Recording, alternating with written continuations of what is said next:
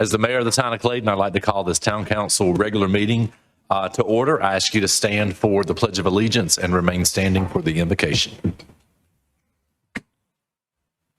I pledge allegiance to the flag of the United States of America and to the republic for which it stands, one nation, under God, indivisible, with liberty and justice for all. Let us pray. Most gracious and heavenly Father, we pause to give you thanks for the many blessings of this day. And we ask, Lord, now that you be with us as we proceed with the business for the town of Clayton. For it's in Jesus' name I pray. Amen. Do we have any adjustments to the agenda? No adjustments, sir. All right, no adjustments. I'll entertain a motion to adopt the agenda as presented. Motion to adopt. Second. A motion and a second to adopt the agenda as presented. Any further discussion? All in favor say aye. Aye. Opposed, like sign.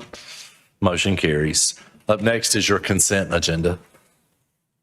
Motion to adopt. Second. A motion and a second to adopt the consent agenda as presented. Any further discussion? All in favor say aye. Aye.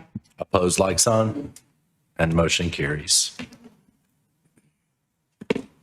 Up next under the administrative items will be the Clayton for You. When to dial 911. I just sent that to Orange. Good evening, Mr. Mayor, Council. Tonight it is our pleasure to bring you another episode of Clayton for You. This one is called When to Dial 911. Just to give you a little background on that, it might seem a little oversimplistic, but we do have issues where there are residents of the community that still feel they can call the police department and have officers dispatched to the location. And in the same breath, we also have people that are afraid to call 911 to report things like stray animals or noise ordinance concern and things like that. So that is the preface of this video. Just wanted you to know. Fantastic. Thank you. And for you, we're talking about when to call 911 in North Carolina. A lot of people hesitate because they worry they may be taking help away from a real emergency, or they're not sure their issue is serious enough. If you're facing a situation where you need help from law enforcement, fire, or EMS, it's okay to call 911. That includes situations where someone is hurt, in danger, needs medical help, or if there is a fire, a crash, or a crime in progress. You should also call 911 for noise complaints, animal issues, illegally parked or disabled vehicles, or for any activity that seems suspicious or unsafe, especially if you need the help of an officer or first responder. When you call 911, stay calm, speak clearly, and be ready to give your exact location. Explain what's happening and answer the dispatcher's questions. Stay on the line until the dispatcher tells you it's okay to hang up. If you're unable to call, text to 911 is also an option. The message is simple. If you think it could be an emergency, call 911. If you're unsure, it's okay to call and let the dispatcher help. Thanks for watching and stay safe. That's great. Thank you, sir. Up next will be the Square to Square update, festival update.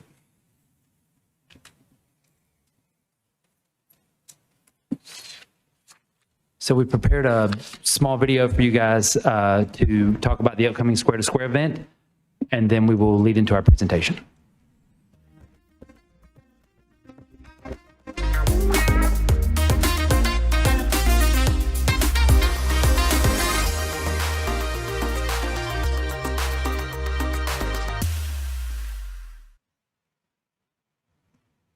The event will be longer than that.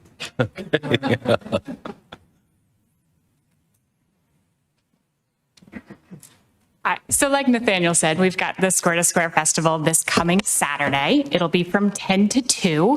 That video clip was from the last few years. This will be our 5th year doing this event.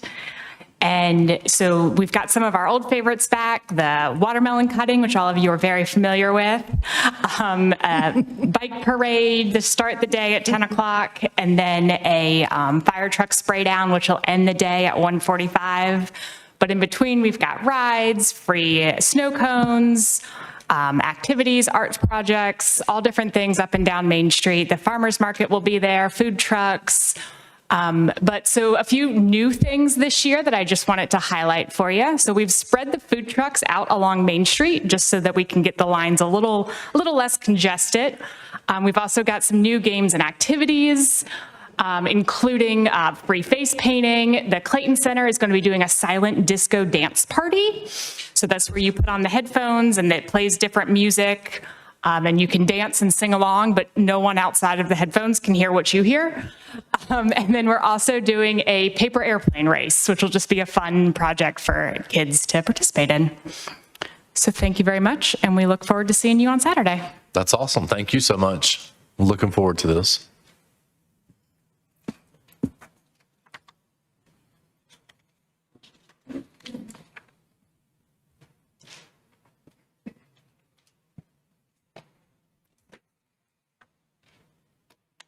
Up next on the agenda is a public hearing. The first one is Winston Point 3H conditional rezoning 224-138 CZM.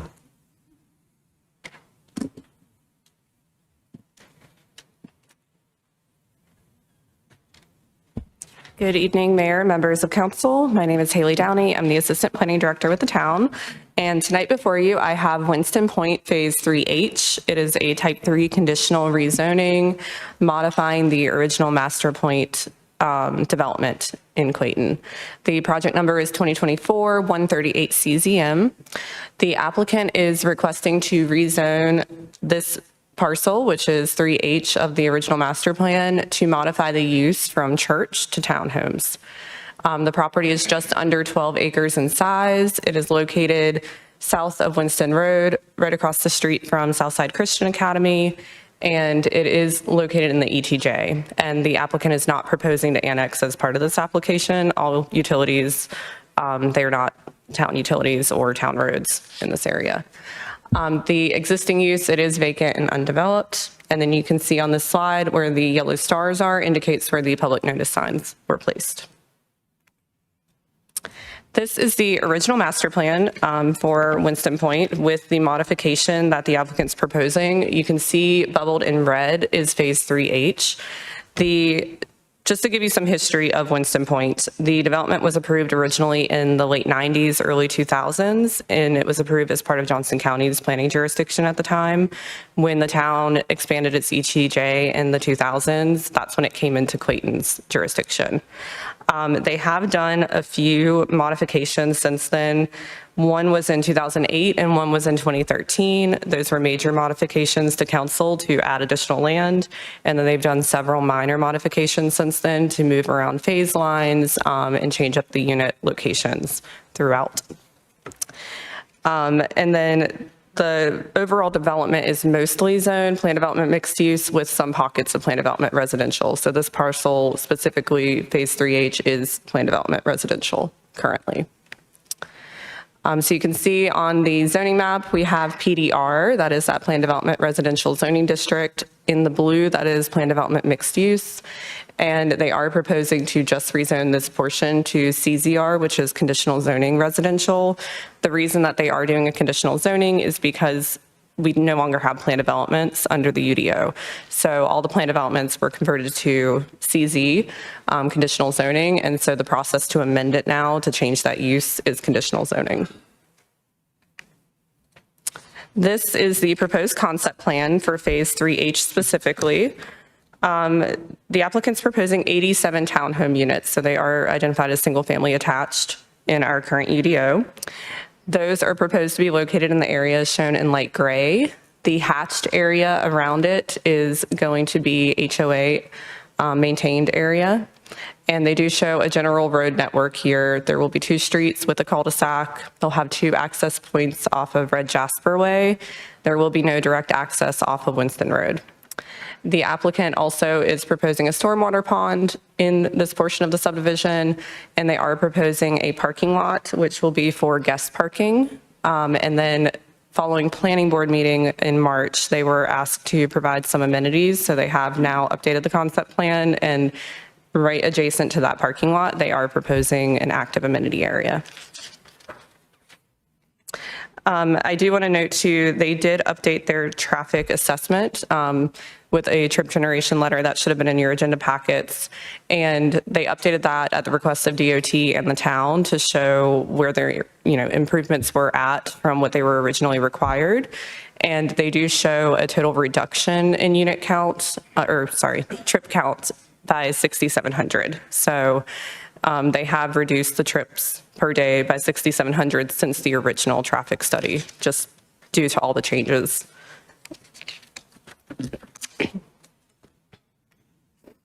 In terms of consistency and compatibility, the property is designated as low-density residential, so it is inconsistent, their request, with the comprehensive plan's future land use map.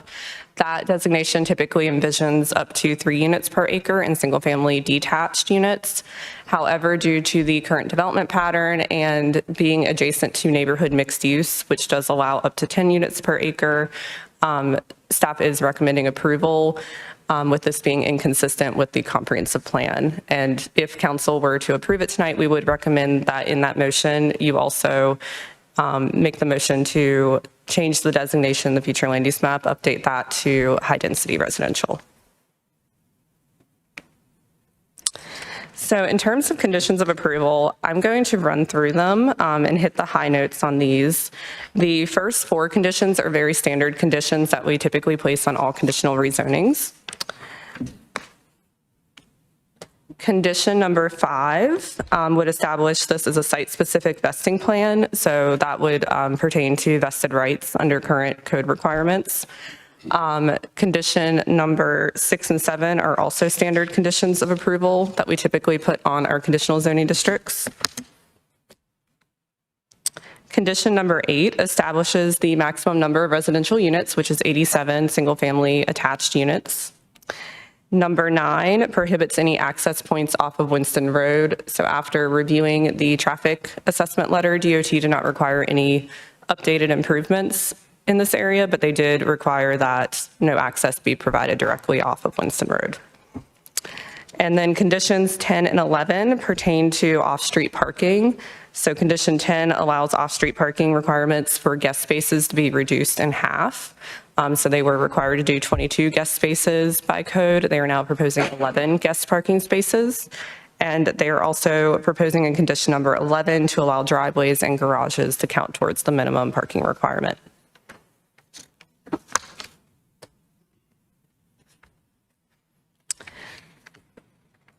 And then condition number 12 pertains to the streets being owned and operated by NCDOT ultimately.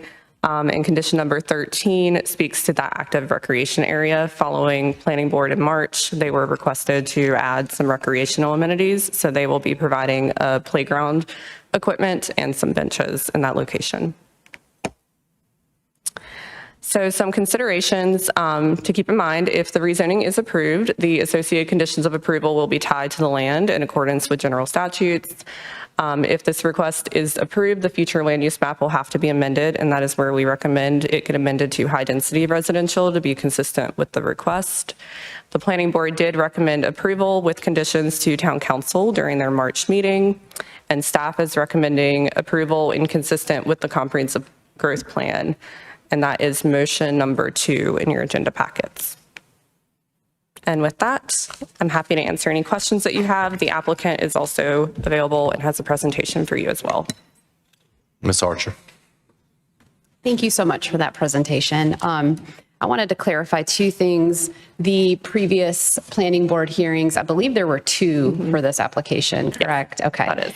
And I have those listed as March 23rd, 2026, and then in November 2025. Does that sound about right? Okay. That is correct. So there have been 2 appearances before the planning board in town. Okay.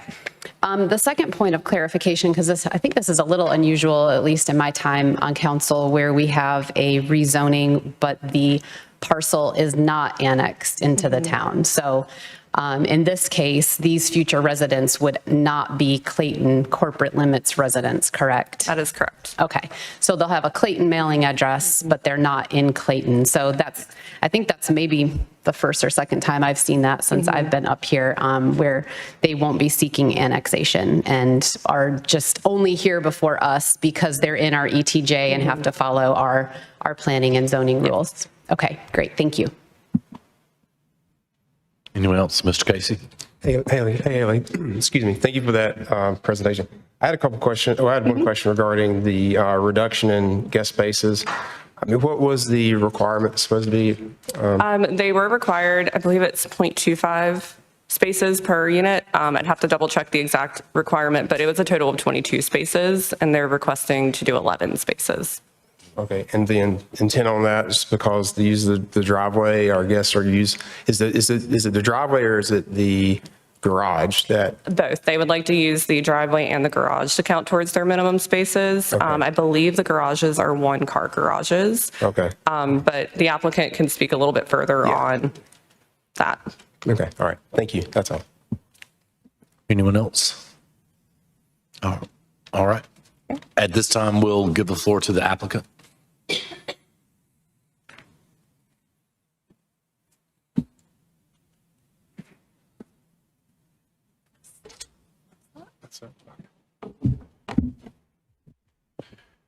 Good evening, Mayor, members of Council. Toby Coleman with Smith Anderson here on behalf of the applicant, D.R. Horton. This is a bit of a unique rezoning, as many of y'all have already heard, because it is basically an amendment of a 30-year-old master plan originally passed by the county. And so one of the reason, as Councilor Archer mentioned, we went to the planning board twice. And the reason was when we went to the planning board the first time, there was a lot of discussion about what should this be? Should this be a master plan amendment? Should this be a conditional rezoning? And we tried to sort of straddle that. We worked a lot with staff on that. And ultimately we were asked to make it more of a conditional rezoning that everybody has seen, even though it's much more of a master plan. That's also sort of an answer as to why this is not being annexed in. The entire Winston Point development was all developed under the county. And so it is, while it's in the ETJ, it is not part of the town. And so it doesn't make sense to sort of create this little pocket of Clayton within the much larger development. This is a approximately 12-acre portion of a 840-acre plus master plan development. It is one of a little more than 30 phases. And so it's a small drop in the bucket. It was originally supposed to be, and with me, you'll hear from Preston Royster, who's the civil engineer. He's going to talk a little bit more about the detail, but this phase was originally supposed to be, was set aside for a church, and it just never happened. It's been 25 years plus. There's multiple churches that have sprouted up since then. This site ultimately needed to get developed, and just this is, I think, ultimately because of its location across the street from what was supposed to be a high-density commercial area, became a school, and next door to mobile homes or manufactured homes. This is a good transition area for the slightly denser townhome type development. You'll hear a little bit more about why this is consistent with other townhomes in the development. There's going to be a total of 87. As staff's noted, the density, if you're just looking at this phase, is about 7 units per acre. If you look at the overall master plan development, it's less than 3. So that, which would be much more consistent with the comprehensive plan guidance. One other thing I want to note is that, there's been some questions and concerns raised by the HOA during the process about some issues with the master developer related to amenities and roads and stormwater. I want to be really clear here. D.R. Horton is not the master developer, nor do they have any of the obligations of the master developer. In fact, D.R. Horton didn't really even know about any of these issues until it bought this property and came into this property last year. Over the last year, it's been basically advocating for the master developer to do its job. When D.R. Horton comes in and ultimately develops this phase, there will be a site-specific, sort of a phase-specific HOA that will take care of sort of the local HOA stuff, and then they'll be part of the master HOA. So everybody's going to be rowing in the same direction here with the HOA. So we just want to make really clear that D.R. Horton really wants to make sure that the support the HOA and has been directly talking with the master developer about getting a lot of these things done. I would be remiss if I didn't introduce everybody else. With me tonight, in addition to Preston, is John Holtvet and Patty Harrell Hilburn with D.R. Horton, as well as Nate Bachwin with McAdams, who's the traffic engineer on this project. So they'll all be able to answer any questions that you have. With that, I'm going to hand it over to Preston. Thank you.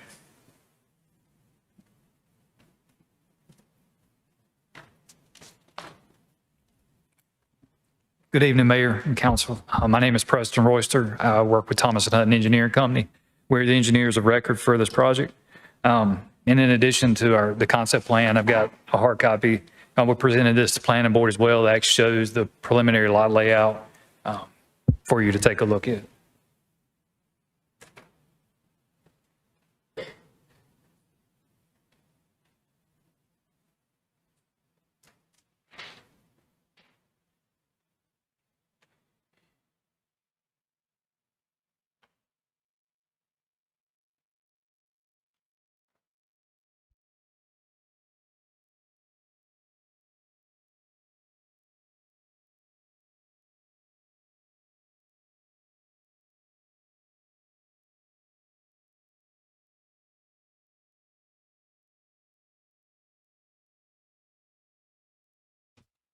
Okay.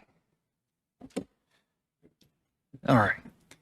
As Mr. Coleman mentioned, this is a change of use for this phase of the project in this phase only. This project's been ongoing for several years. It's been multiple phases, multiple developers and builders. The current applicant is looking at just this phase, phase 3H only. So, sorry, we're going to repeat a little bit of the stuff that Haley went over. This is a copy of the latest master plan for the overall site that was from 2020. I believe staff gave us this. This was approved for 1,236 units, which works out to a density of roughly 1.5 units per acre. Note that there are some amenity areas shown here, the pool, clubhouse, and then lot layouts in phase 3H, which you'll see in just a second, is clouded right off Winston Road and Red Jasper Way. The master plan was amended in 2025 to correct a math error with regards to the number of units. So it's actually 1,295. There was an error in the 2020 plan that summed up the units wrong. So that worked out to be a little over 1.5 units per acre. And with the master plan, or with this conditional zoning, it increases the overall total unit count to 1,382 units, which is roughly 1.6 units per acre. Again, well below 3 units per acre, the low density threshold, or that Haley mentioned. Let's see. Okay, here's the concept plan that Haley shows you as well. Again, 87 townhomes is what's proposed. We have 2 access points off of Red Jasper Way as required by the town. These will be public roads owned and operated and maintained by NCDOT because the site's located in the town's ETJ. This is similar to the rest of the roads within the entirety of the Winston Point project. It will be served with public water and public sewer. There's a stormwater pond that will provide water quality benefits as well as peak flow attenuation to reduce any adverse or eliminate any adverse impacts downstream. This does drain to a culvert under Red Jasper Way, which then drains between 2 residential lots. NCDOT has reviewed this. We've got comments from them, so we're going to address their concerns. But the intent is for that pond to avoid any downstream issues with flooding or any of that. Let's see. As Haley mentioned, based on feedback from the planning board, we did add an active recreation area within this phase. It's adjacent to the proposed parking lot, the proposed visitor lot. In addition, any other resident could drive here if they wanted to play or use this space. Oops. Sorry. Okay. All right. So as part of this conditional zoning, the church designation, the plan is to change the church designation, which was established over 25 years ago. Since that time, 7 churches have been established within 3 miles of the site. Another reason we feel the church is not needed at this location. Some of the justifications for the proposed residential use was a report in February of 25 by the North Carolina Chamber of Commerce, which indicates that North Carolina has a significant housing gap. The 5-year gap is estimated to be roughly 760,000 plus units. So while this is a fairly small project, it will help with that slightly, but and given the abundance of churches, we don't feel that that's the appropriate use at this time. And as Toby mentioned, it will provide this use, which is slightly higher density than the adjacent single-family homes to the east, will provide a transition use from those single-family homes to the mobile home park, and then ultimately a little bit closer to Clayton. So it's a transitional use in this area. The site located across from Winston Road was approved as a neighborhood mixed-use area on the master plan, the original master plan. That included some commercial space, a school, I believe, and the residential uses on the opposite side also included townhomes. So townhomes are also proposed in other phases of the Winston Point master plan. They're actually not just proposed, they're approved. So those townhomes are approved and ready to be built in the near future. So we feel the requested use aligns with the current master plan with regards to density and the surrounding uses, as well as providing needed housing for the area as well as North Carolina in general. So here you can see the site, the outlined in red in the image on the left. This shows the low density and medium residential areas, and then the neighborhood mixed use area across Winston Road, which was ultimately built out as a school. And then the approved townhomes in phases 7B and 8B are also shown there shaded in orange just to the north. Again, that's in one of the low density residential areas that's identified in the future land use map or comprehensive plan. Okay. So as noted, we're at 1,382 units total for the entire project, which works out to be roughly 1.6 units per acre. With this phase, we are showing no open space and no active recreation space as part of the master plan requirements. So this table is from the master plan, the modified master plan that's associated with its conditional zoning. The open space requirements and the active recreation requirements were met with previous phases of Winston Point. And I know there's a little bit of discussion about where those amenity or active recreation spaces are. Some are in phases that are to be constructed by the current applicant.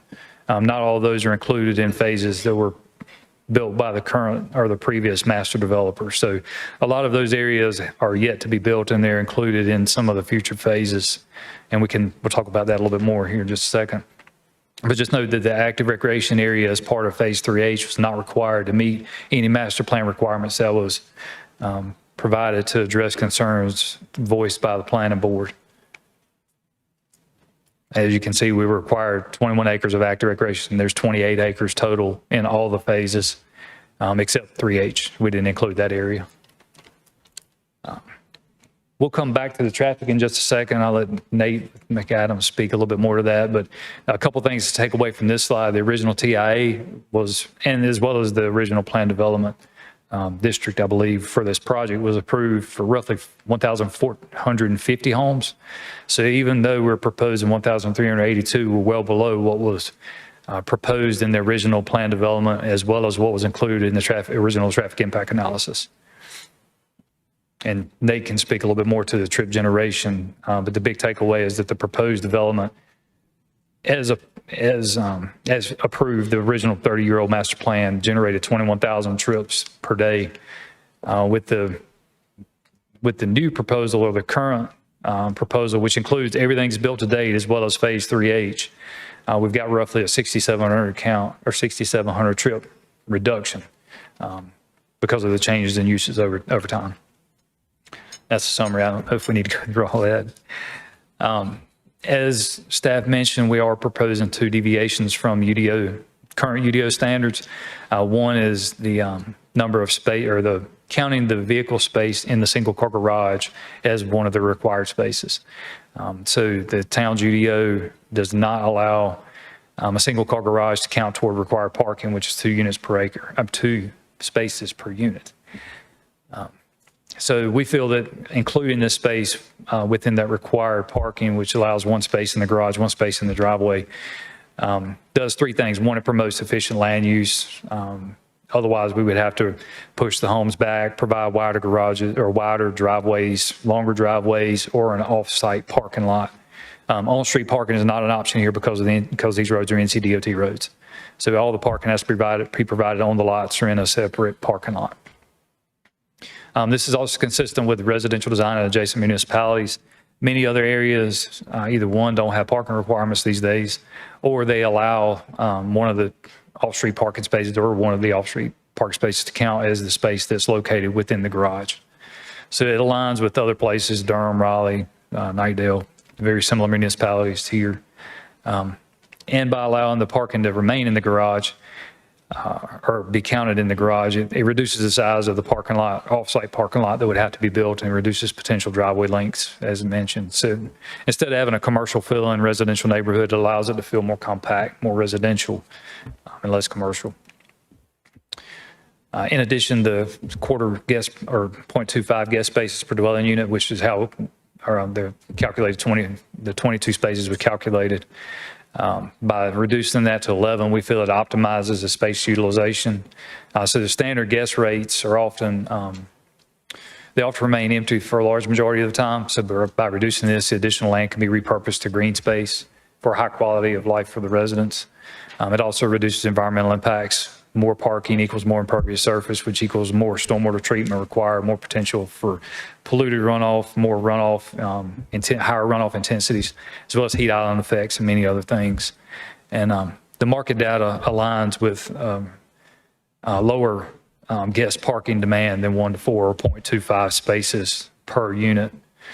So we feel that 11 guest spaces is in alignment with what is the market would dictate and require. And with that, I'll be happy to answer any questions. One more thing I would like to mention as part of the other phases, the master plan phases, the amenities provided. Phase 5B includes, which is approved but not yet constructed, but is to be constructed very soon, includes a playground, picnic shelter, pickleball, and a trail. I believe the current applicant, DR Horton, which is working on phases 3C to 3G, has already constructed 2 playgrounds and 2 pavilions. Of course, the pool and clubhouse is constructed. There's a little bit of back and forth about the HOA on that, but that's in place. And I guess with that, I will be happy to answer any questions, and then I will turn it over to Nate to talk about traffic. Questions or comments? I got a quick question. So I went out there today and rode around. It's a beautiful product out there. And I saw the mail kiosks. So that I'm assuming that's where mail delivery is going to be for everybody. Is that going to be a sheltered mail kiosk? I mean, it's not right now, but I'm assuming it's going to have some type of covering over it. So for this phase specifically, the mail kiosk for this phase will be integrated into another phase. I think it's phase 3D to the south. I know that doesn't answer your question just yet, but so the USPS likes to consolidate mail locations. That's why we don't have one proposed here or shown here. With regards to having a cover over it, I am not 100% sure. I wasn't. I didn't see it at this point, so I was just I wondering. know a lot of this stuff out there is still under construction. They're working on a permanent kiosk as well for near the clubhouse. So. Okay. Yes. Ms. Archer. Great question about the mail kiosk. I'm wondering, I don't think you all have participated in the construction of a mail kiosk out there yet. Is that correct? Or have you? Have to defer. Sure. Good evening, Mayor and Town Council. I'm Patty Hilburn, Harold Hilburn with DR Horton. Thank you for having me tonight.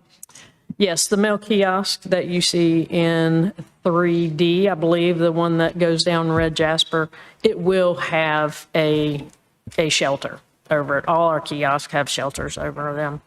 The mail kiosk for phase 3H, which is what we're talking about tonight, well, the post office, when I went to speak with them, they want the mail kiosk to be with the one that you saw in 3D, phase 3D, so that they have one stop and, you know, not multiple stops throughout each phase. So, yes, ma'am. Okay. Thank you.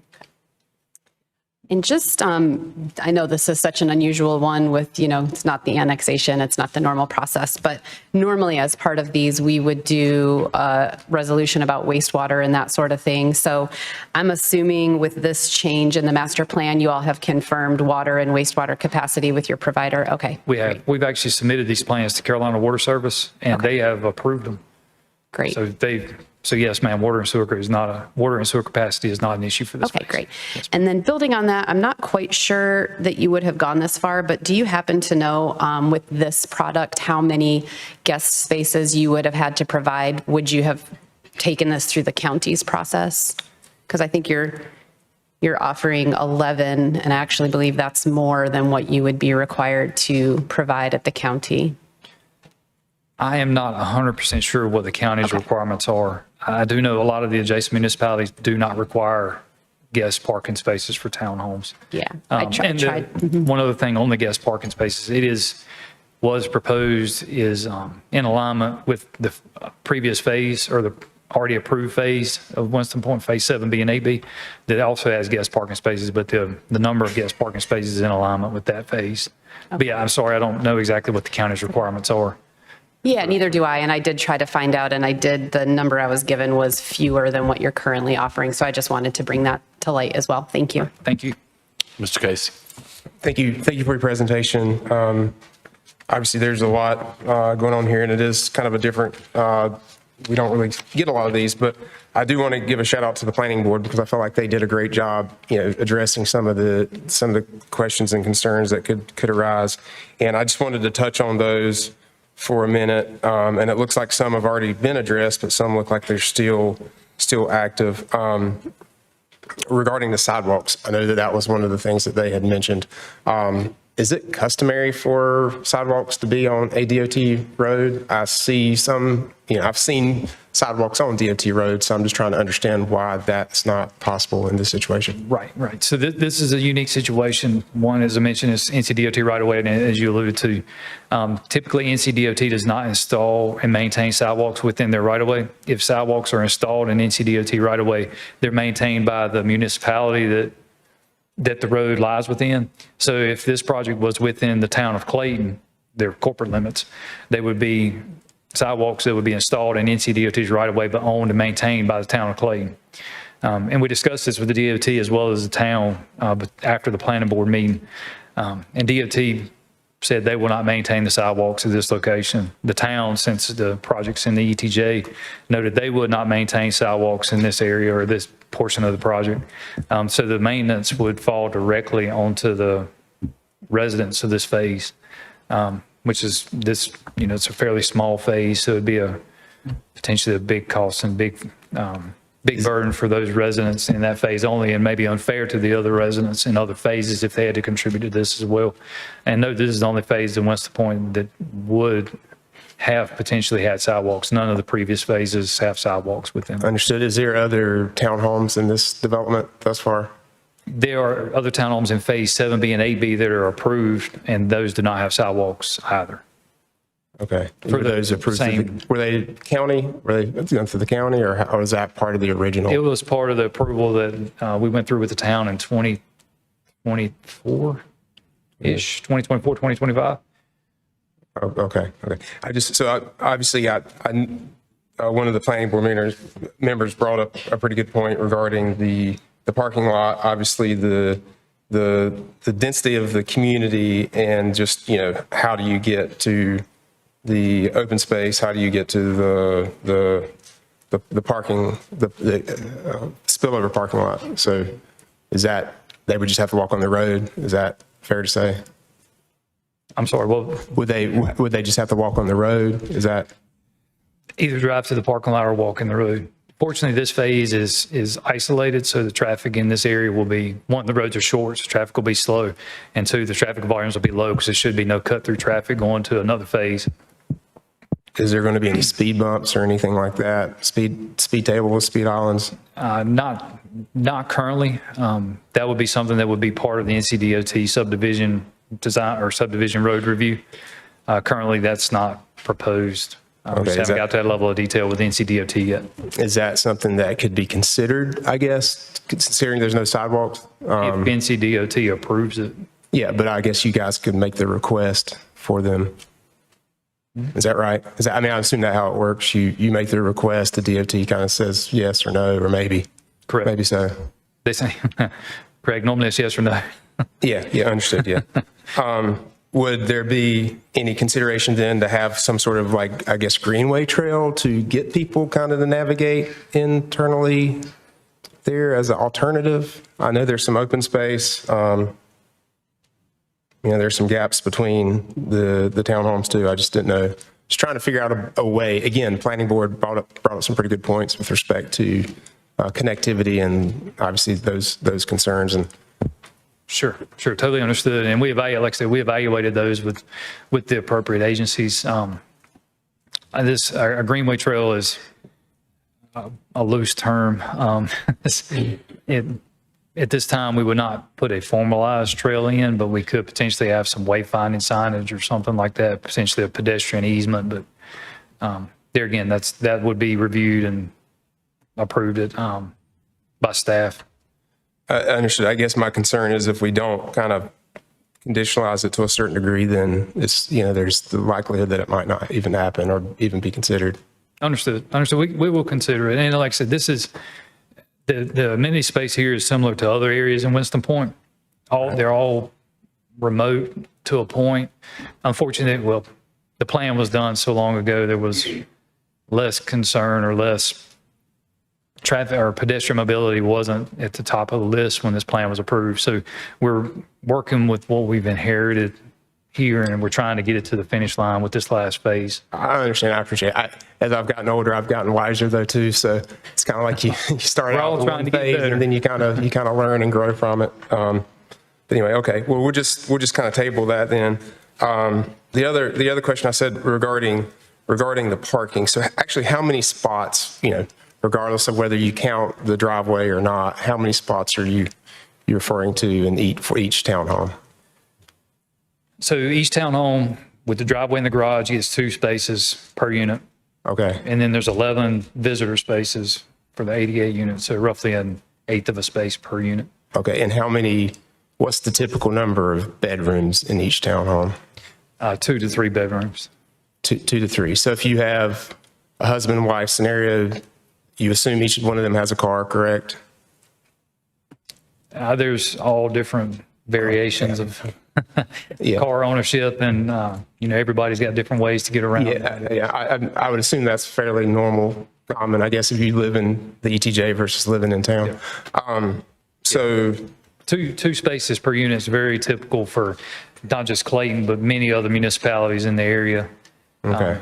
If I say once you get Even in, I guess, I could understand the urban area. I guess I'm not privy or knowledgeable of what the other towns do, but it just seems kind of odd anyway. I mean, especially if you can't park on the street, right? You said there was no street parking. correct. Okay. So two spaces and then the 11 like spillover spaces. So I guess this is a for sale product. Correct. Seems like, so this is going, I mean, I don't know, personally to me, I don't necessarily want to buy a house that only has 2 spaces if there's 3 bedrooms, but I guess that's, the prerogative of, whomever. But anyway, that's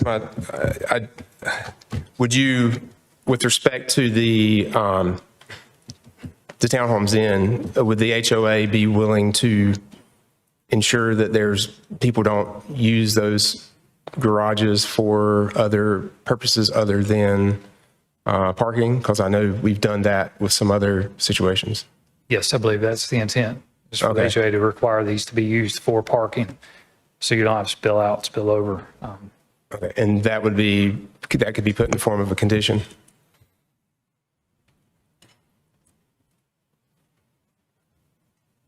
We would consider that, yes, sir. Okay. Again, I'm still struggling with I'm just kind of using my thought process on this. All right. And then I had some thoughts about the commercial aspect of it. Understand that with the church. And And regarding, so you got a HOA and then you have a sub HOA? I don't quite understand how the logistics on that work. And are they paying the same HOA fees? Because then if, how's that? So, I don't know. Let the developer speak to that. Yeah, sorry. Oh, you're fine. Hey, good evening. John Holthet with DR Horton. John. In reference to the HOA, so there currently is a master HOA. So all of the current and future phases that DR Horton will be a part of are going to be a part of the master HOA. Okay. In addition to that, we are going to form a sub-association. So we will be paying the dues to the master HOA. We will have our own sub-association for our phases that DR Horton is putting on the ground. What that means is anything internal to those phases will be paid for by the residents in those phases, and the burden will not go on the master HOA. Okay. And I know, excuse me, I forgot your name. A gentleman said here that, the dues will be, I guess, the reason about sidewalks, like you don't want to make the rest of the community pay for the sidewalks if there were to be sidewalks in this section. So I'm assuming the dues are going to be equal throughout. Is that accurate to So we'll say? pay the master HOA dues, Okay. and then the sub-association HOA dues will be just for the phases that DR Horton will be developing and building into the future. Okay. And it's based on what is in each phase. So how many stormwater ponds they have, how much landscaping and open space they have, what type of playgrounds and structures they have. We create a budget and do a budget study and analysis on that. And then we determine what the HOA will be, but it will be in line with other communities in the area. Okay, thank you. And again, I appreciate it. We don't get, a lot of times get townhomes in ETJ, so thanks for the this is just a lot of questions. And I'm thinking inside the city limits, and obviously we're talking outside. The only other comment or question I had is typically when we go through these like townhome projects or really any type of project, we get some sort of elevation views. Is that something that you all are able to provide or kind of offer up? The slide? What was that? What kind of? Elevations of the product itself. Yes, sir.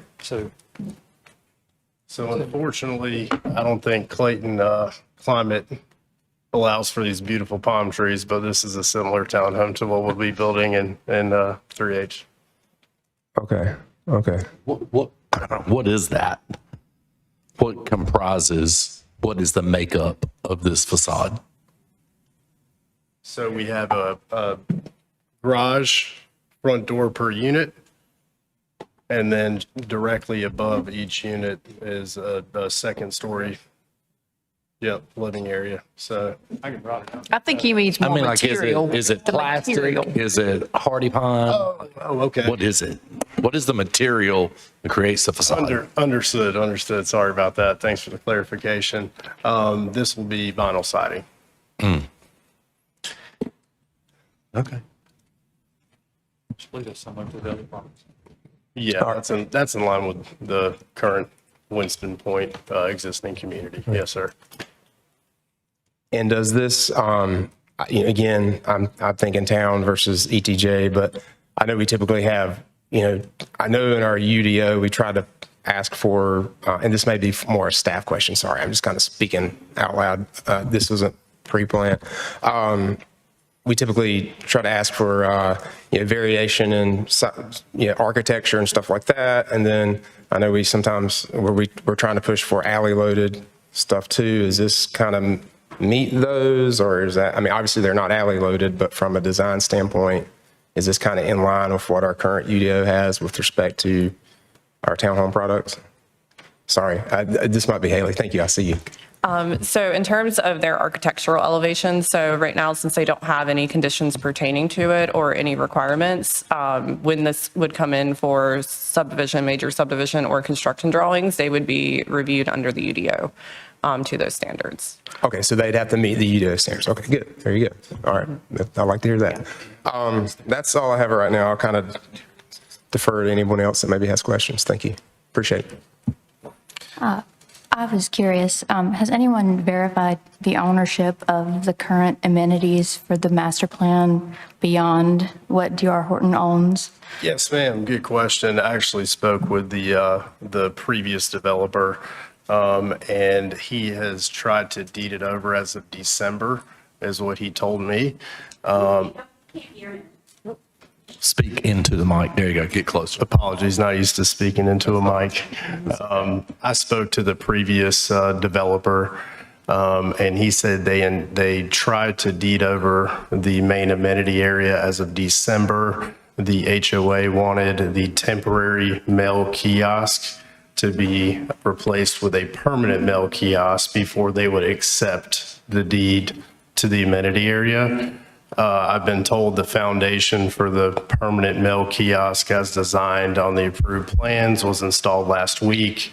And so it's my assumption once that goes in, the HOA will accept the deeding over of that area. And again, nothing we built, nothing we were a part of, but we're aligned with our future residents in the current HOA and wanted to make sure that everything is done correctly. We don't want our residents to inherit an ongoing issue. And again, we bought the property before we were aware of the current HOA issues.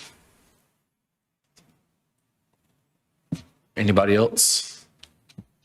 Yes, I have. Gretchen.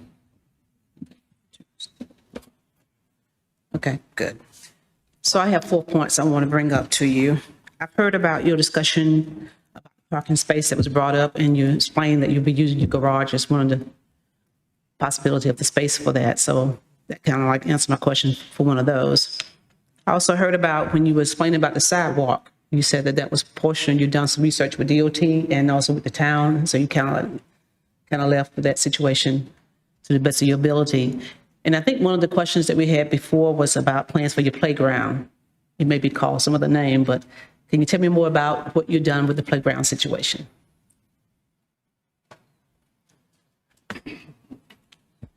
So for this phase, let's go back. Oops. There we go. So for this phase, there will be no less than 2 swing set or 2 bay swing sets, climbing structure, and 2 benches. Unfortunately, it's kind of a small area here, so we're providing the amenities that we can that will fit within the space. And as I mentioned, there's other playgrounds. I believe the current developer has constructed 2 of those on their phase 3C to 3G portions of the project, which is just to the south of here. And then phase 5 has even more amenities which are approved and are reviewed and approved by the town, which are to be constructed in the near future. Okay, so I thank you for explaining us, giving us more details about that. And my last question is about the traffic. Can you share, I think someone is going to speak on that, but I wanted to hear about your traffic studies and what you would come up with that. Yeah. As Mike, I was going to say, if you got any other questions, or I'm good with mine. Anyone else? Okay. I got side questions. But you can answer hers. I can come back to you. you want to go ahead and do it? Sure. Yeah. Perfect. Yes, good evening. My name is Nate Boquin. I'm traffic engineering lead with McAdams. So as was previously mentioned, we prepared a trip generation letter looking at comparing the site from what the original master plan considered with where we're at today with the request here, as well as what's already been approved on the site. And before I dive into that, we also looked at it from another lens, and that is specifically for phase 3H, what we're proposing, the 87 units, and whether or not that would trigger a TIA. That generates 612 daily trips, 40 AM peak hour trips, and 48 PM peak hour trips. So that was below the town's TIA threshold of 1,000 daily trips or 100 peak hour trips. Then we considered, well, how does that look with the changes here with what was previously approved with the master plan that already previously had a TIA done. So up on the screen was what was considered with that original TIA. So looking at 1,900 AM peak hour trips, 1,931 PM peak hour trips, 21,000 daily trips. And then when we kind of sub out what has been dropped from the overall master plan to where we're at today, we're looking at 14,675 daily trips, so a reduction of 6,700 daily trips with where we're at. Based on our coordination with NCDOT, they felt that the TIA that was previously done was still appropriate to continue to follow. That TIA had outlined transportation improvements that were required of the site. And D.R. Horton and the developer has been constructing those improvements. There were turn lanes built at Cornwallis Road and as well as contributions to NCDOT at the Guy Road intersection there at Winston Road. So they had been continuing to progress forward using that previous TIA. We were below the total trips that previous TIA had as well. And so the overall consensus was that it was still appropriate to continue to follow that, and an updated analysis was not necessary. And up on the screen here, this is just a very thorough breakdown per phase for the overall site. Up at the very top there is the overall trips that were included with that original TIA. And then a breakdown below under that was per phase where we're at today. And that's how we came to that 6,716 less trips than that original TIA had analyzed. All right, I'll turn it back over to Mr. Royster. Thank you. Thank you. Mm-hmm. So my question from a site perspective is, give me some more details as it pertains to this wet detention pond.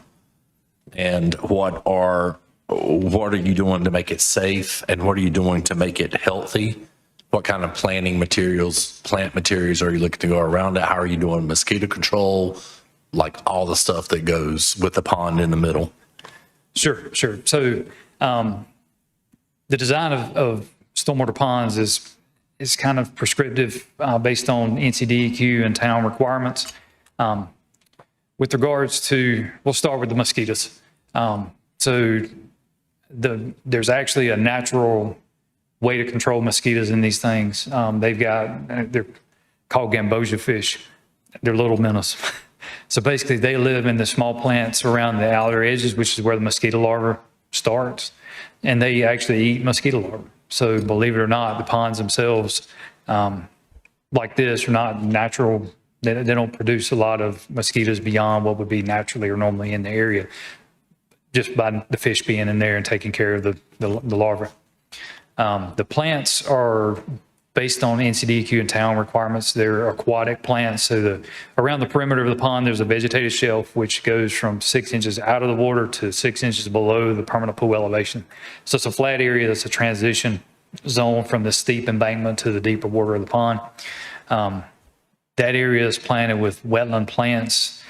So it provides a barrier, for lack of a better word, between the grass embankment around the pond and the water surface itself. So that in of itself deters people from getting into the pond or getting close to the water's edge. Those plants also provide places for the gambosia fish to live. And I hope I pronounced that right. And it also provides the nutrient uptake or the water quality benefit that the ponds are required to provide by reducing nitrogen and phosphorus in the runoff and total suspended solids. The shelf also provides a transition area where if somebody did get in the water, they wouldn't step directly into a deep pool or something that's really deep. The water in this pond will be relatively shallow, roughly 3 feet in normal water elevation. So it's not a, over your head, you're going to drown in type water body. It's fairly small. And then the storage above that permanent pool will provide the storage that's required for water quality, and then the depth that's required for peak flow attenuation. And normally when you have a big rain, the water raises fairly quickly and then it drains down fairly quickly for the peak flow. And then the water quality volume, which is normally a foot or so deep above permanent pool, drains out within 2 to 5 days. Most time on the lower end of that, just depending on how the orifices and the outlet structural lines are being designed. Does that answer your question? Yeah, that's good. Mm-hmm. Okay. What do you foresee as being the selling feature that sets this apart from the other couple thousands of townhouses we have for sale in Clayton? I'm not the market guy. I would say the location and, being a little bit further out of town, maybe maybe everybody that wants to live outside of town can't afford a big single-family house.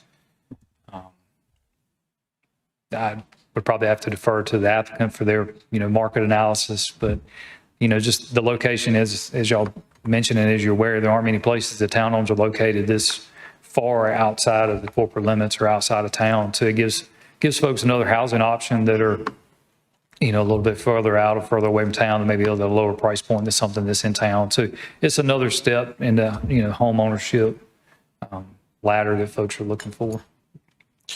On this proposed asphalt parking lot, so that, what I'm looking at is the 11 parking places. Yes, sir. And originally it was at 22. The requirement was 22. Right. And based on the town's UDA. So now we have an active recreation space that probably would have been asphalt if it were 22 parking spaces. Correct. Gotcha. And, I just want you, and I'm just stating this for the record and for the general public who is watching, on the internet, but it's hard for people to understand how you can build 87 townhomes and not have any parking on the street because of NCDOT, and you're only going to have room for 2 cars in a driveway. So heaven forbid that 2 or 3 children out of this whole subdivision have a birthday on the same day. And where's everybody going to park that's got to come to the party? Right.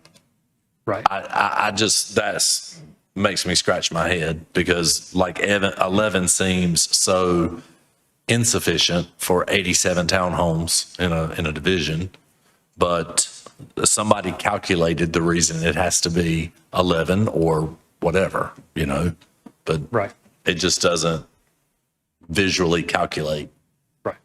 And there may be some other places on the site, some of the pavilions or picnic shelters that would be part of the other amenity spaces that may be more desirable locations if there is a big event like that. So that's. Okay. Any more questions? I got one more. Can you pull up the slide that shows the playground? Or the play area? Okay.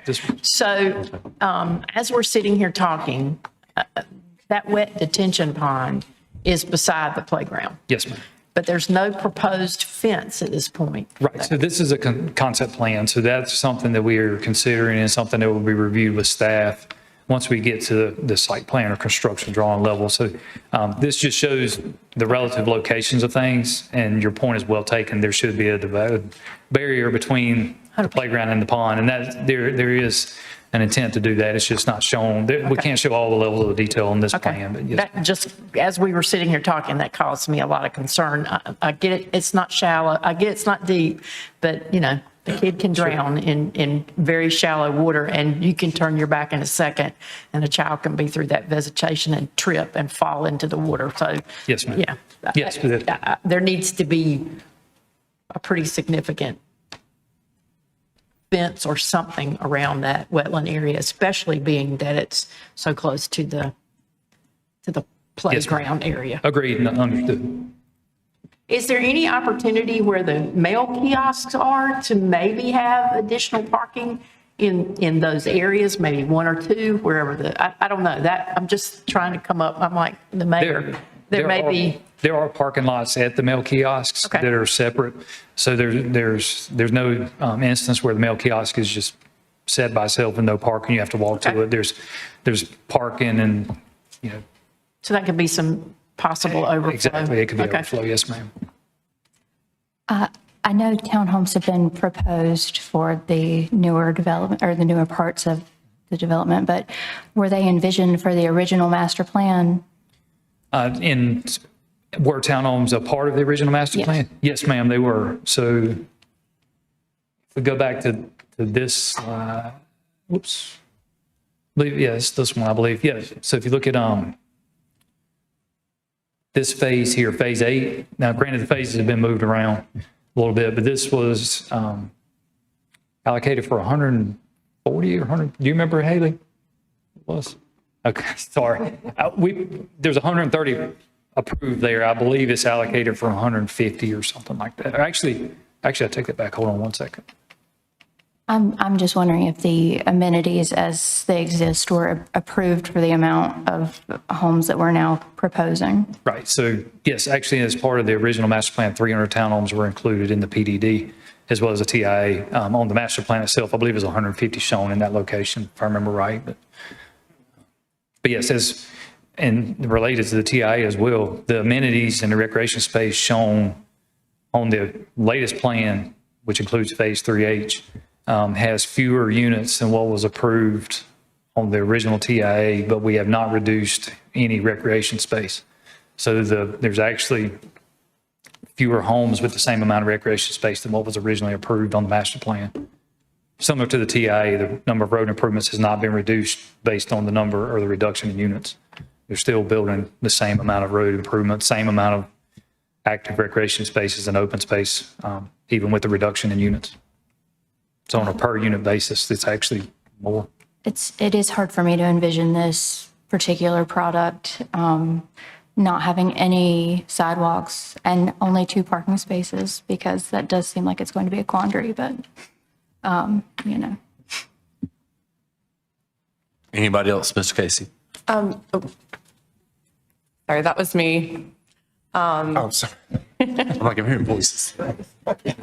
I was going to chime in real quick, Councilmember Casey. I did misspeak with the architectural requirements for single family. Since this is a single family attached product, it is single family still, so we aren't able to regulate materials and standards in the UDO. So multifamily, we have standards. For this, we would not have standards. So if council would like to speak with the applicant of conditioning potential materials or architectural elements, that is something that you could explore.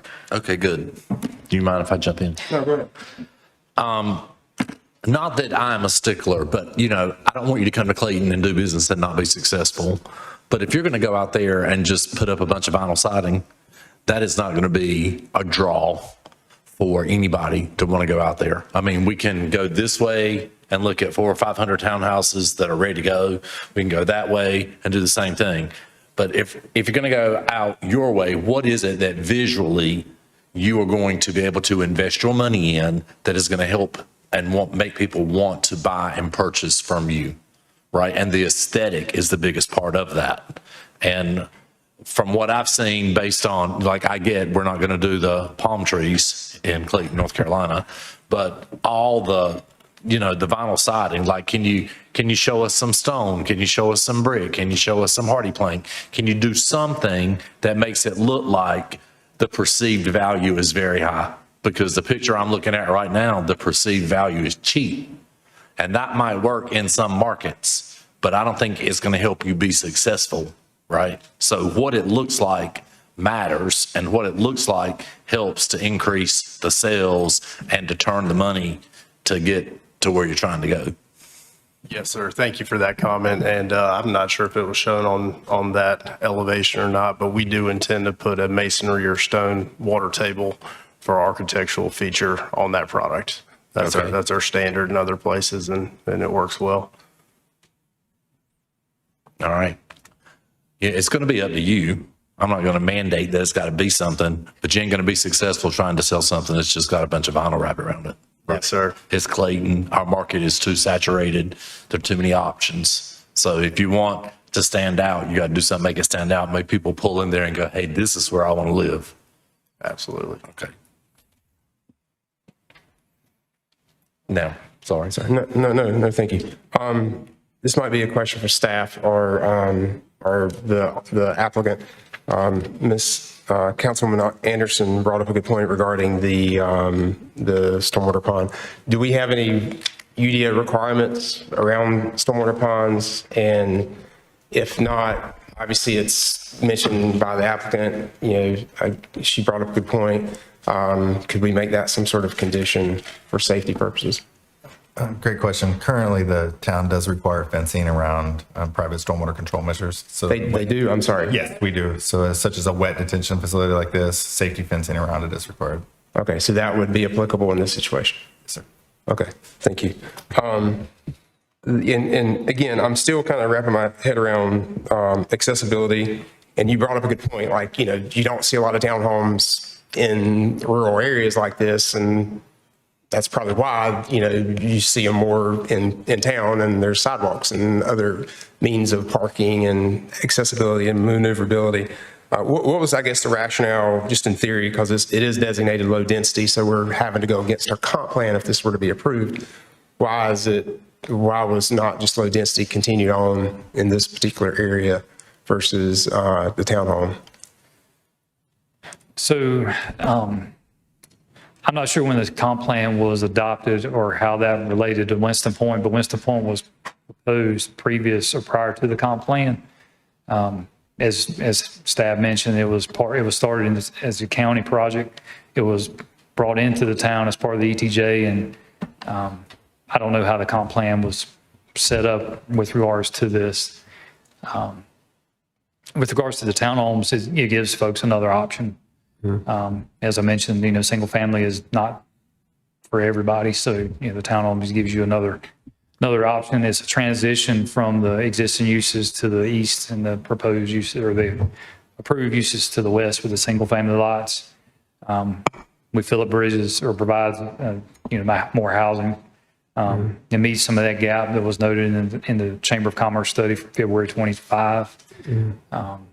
There's lots of reasons that townhomes make sense. And I understand. Where does profitability fall in with that? I'm sorry. Profitability. More profit in townhomes, more profit in single family? Townhomes. Okay. Right now. I do know the townhome market's lower. Yes, that's what the current market is. But, D.R. Horton, we sell one out of every 4 homes in the United States under $400,000 is a D.R. Horton home. And we take pride in that. We think people who work in towns should be able to live in those towns, and all different types of people, including, first-time home buyers, maybe downsizers. We have the fifth highest baby chaser market in the country in our area. So what that means is people move here, have a family, and the grandparents follow. So maybe this is an option for people downsizing to be in the same community as their grandkids. So it's important to us to provide a diversity of housing options to meet everybody's needs. We want to be able to have a home for every type of person, and this is part of that. Awesome. Yeah, thank you. And obviously, I get the transitional housing, kind of entry level. Obviously, everybody can't live in a single family detached house.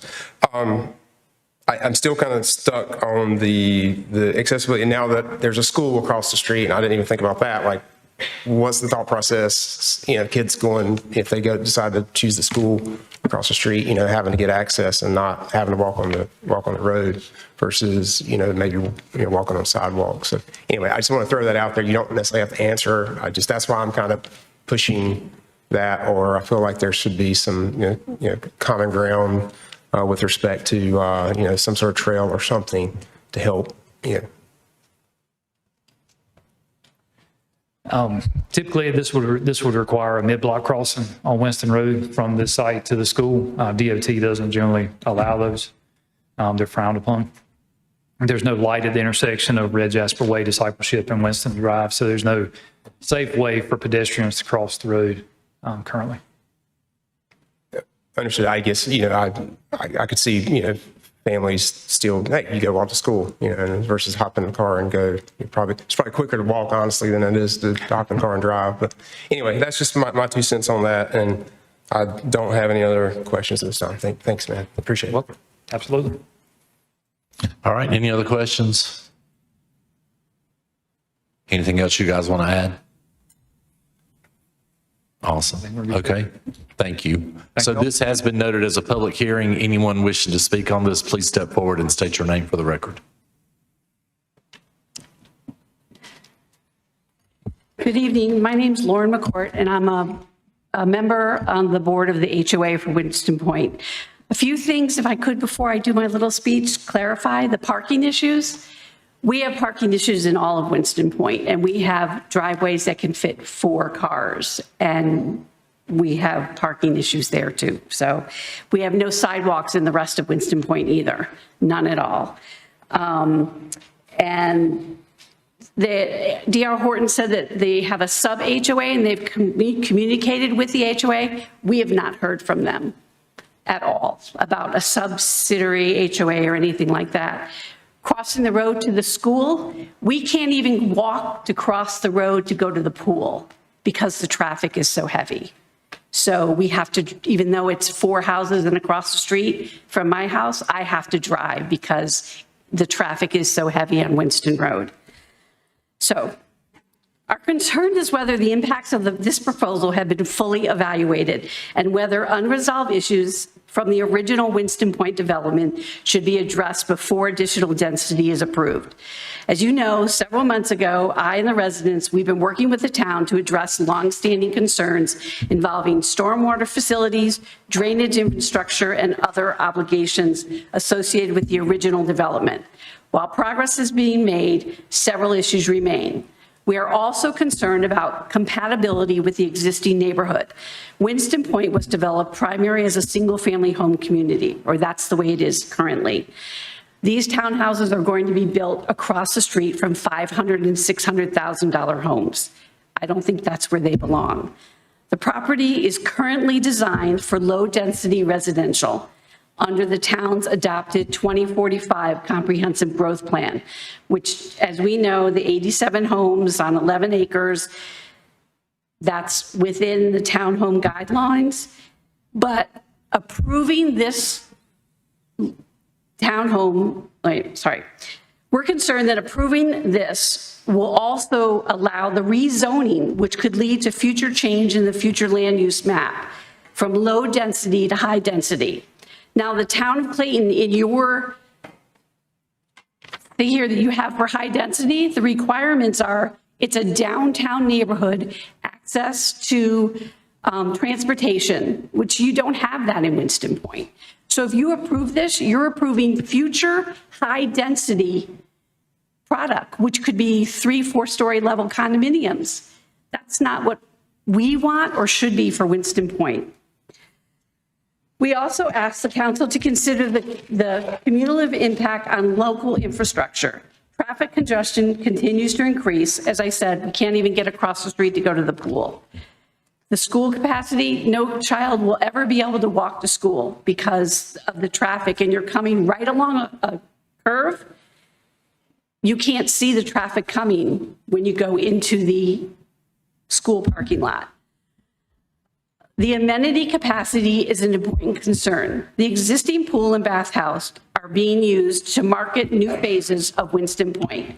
However, the pool estimated capacity is approximately 300 people, while the community that is currently built and lives there and uses it is already 550 homes. With these additional homes being proposed, not everybody's going to be able to use the pool, but they're paying for it with their HOA dues. Finally, residents have concerns regarding how future phases will be governed. They did briefly go over that, but as you know, they have not come to the community that's already existed or come to the HOA. These are not simply HOA questions. These are questions that affect hundreds of current residents in Winston Point and the long-term sustainability of the community. The question before the council is not whether growth should occur. The question is whether this level of density in this location is appropriate and consistent with the town's adopted plan. The residents of Winston Point have waited years for portions of the original master plan to be completed. Many of the promised amenities were never delivered, and several infrastructures and stormwater issues are only now being addressed after 12 years. We respectfully ask the council to ensure that existing commitments to current homeowners are honored and resolved. The unresolved obligations are addressed before approving additional density that will place even greater demands on the community infrastructure, amenities, and services. So thank you for listening to me. And one other comment I wanted to make is the gentleman said that the stormwater ponds have to be fenced. We have 12 currently in Winston Point, and they're not fenced. So if the town is requiring us to do that, the developer who developed that has to fence them. It shouldn't be the HOA's responsibility. So thank you. Thank you. Anyone else? Good evening, Mr. Mayor and members of the Town Council. My name is John Scarpa, for the record, 1304 Neuse Ridge Drive, Clayton, North Carolina. It's not the first time I've addressed you about issues like this, and it's probably not going to be the last. I feel like the little Dutch boy with his finger in the dike. I also feel a little bit like John the Baptist, crying, make straight the way, the path. It's ridiculous that, and I'm sorry, I should withdraw that. Withdraw the word ridiculous. I'd like to address staff through the Town Council. It is befuddling to citizens like myself who are concerned, deeply concerned about the development of Clayton, to hear staff say we approve inconsistent with the master plan. The hell is the master plan for? How do we approve of things that are inconsistent with the master plan? The master plan is supposed to be the document, the plan that controls the development of the community. It's a slippery slope. I've had this conversation with you people before. It's like the nose of the camel going under the tent, and soon the whole damn camel is inside. And here we are again. And here we are again with another developer who comes in. Mr. Mayor, you were 100% right, talking about they're putting up a cheap product. And listen to the temerity of these people coming up here and saying, "Oh, we would make more money putting up, single-family houses, but we're doing this because out of the generosity and our concern for the community." I may have been born at night, but I wasn't born at last night. And I've been trying to think about the difference between BS and HS and DS, standing for dogs. I heard all three of them. You got to give me a break. You got to give this town a break. This is designated as low density.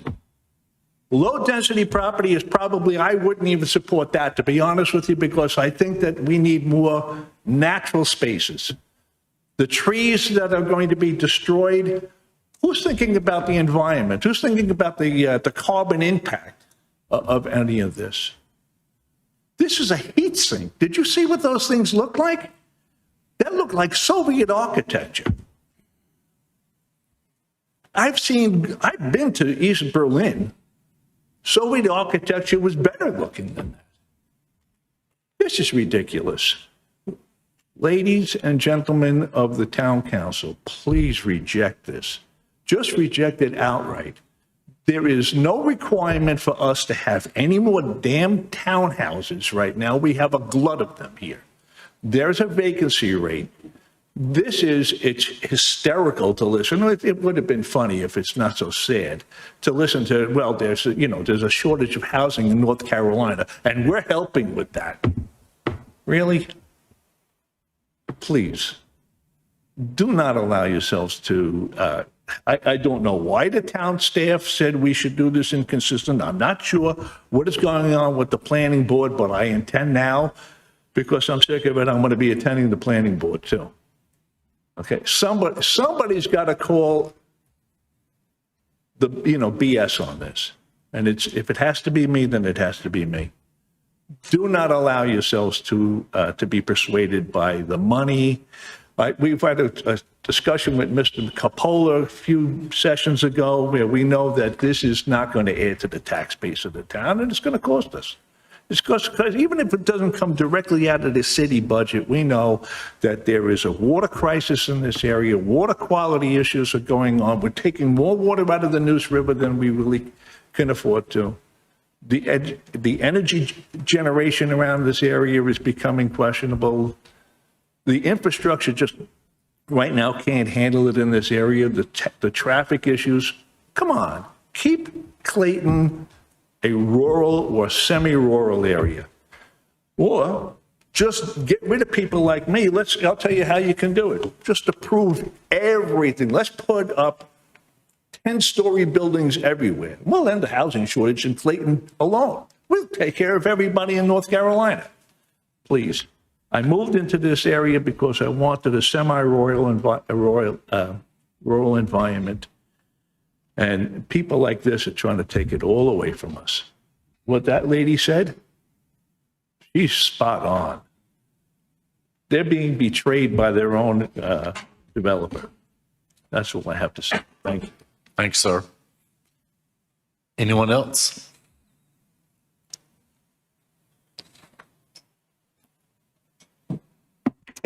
Jeff Larson, 56 Foxtail Court.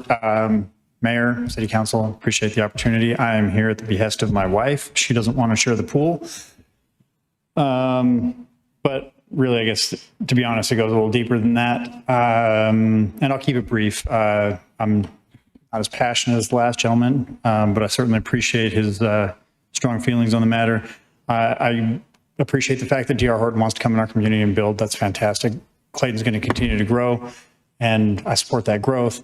How that happens is kind of the key part of the process here. Like, I want to get bigger by lifting and being stronger, but if all I do is eat and sit on the couch, I'm going to get bigger in the wrong ways. And I think the same applies to Town of Clayton.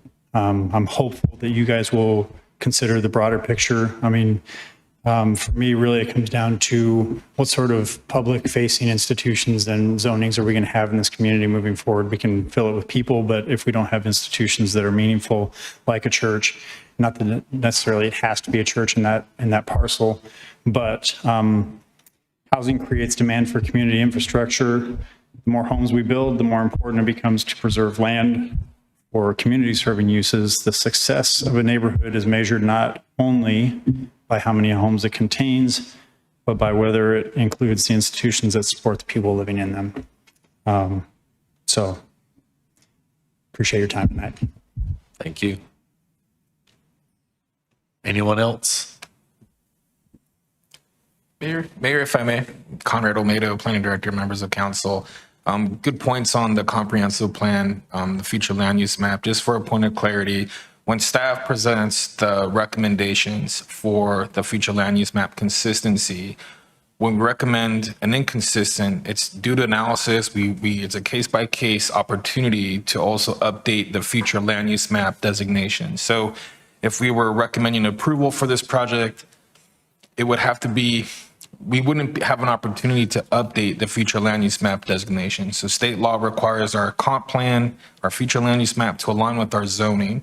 So when the zoning is changed to reflect a higher density, then that triggers the need for a parcel specific update to that future land use map designation. That mechanism is done through the recommendation of inconsistency. So there are four motions. You can recommend approval, consistent, approval inconsistent, and that's one of the reasons as to why that's there. And the master plan, the comp plan was approved just in 2021, so about 5 years ago.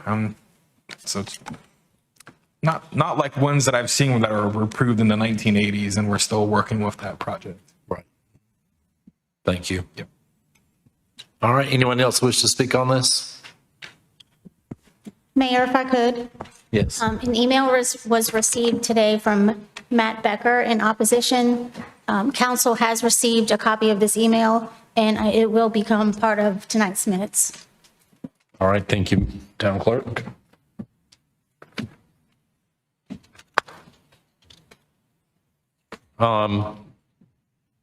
So if no one else wishes to speak, I'll close the public hearing, and I will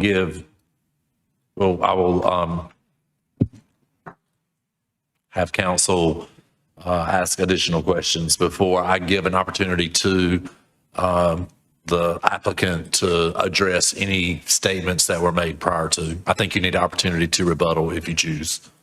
Sorry, I didn't have any additional questions. I just had some comments, but I'll defer them. Okay. I didn't mean to throw you off. No, that's fine.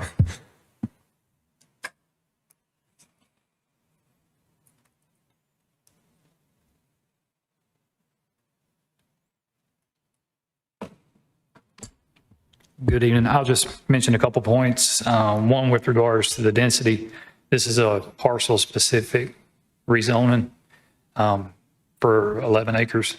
So it's just this phase, if any other, and it's part of a legacy master plan that was planned 30 years ago. So any new projects in this area, anything else that has to come before you guys will, I assume, have to go and meet the comprehensive plan requirements, or either go through planning board and council for a process like this. As mentioned earlier, the reason we're going through this is because the previous zoning was changed as part of the incorporation, or as part of being brought into the ETJ. So it's a unique situation for this project.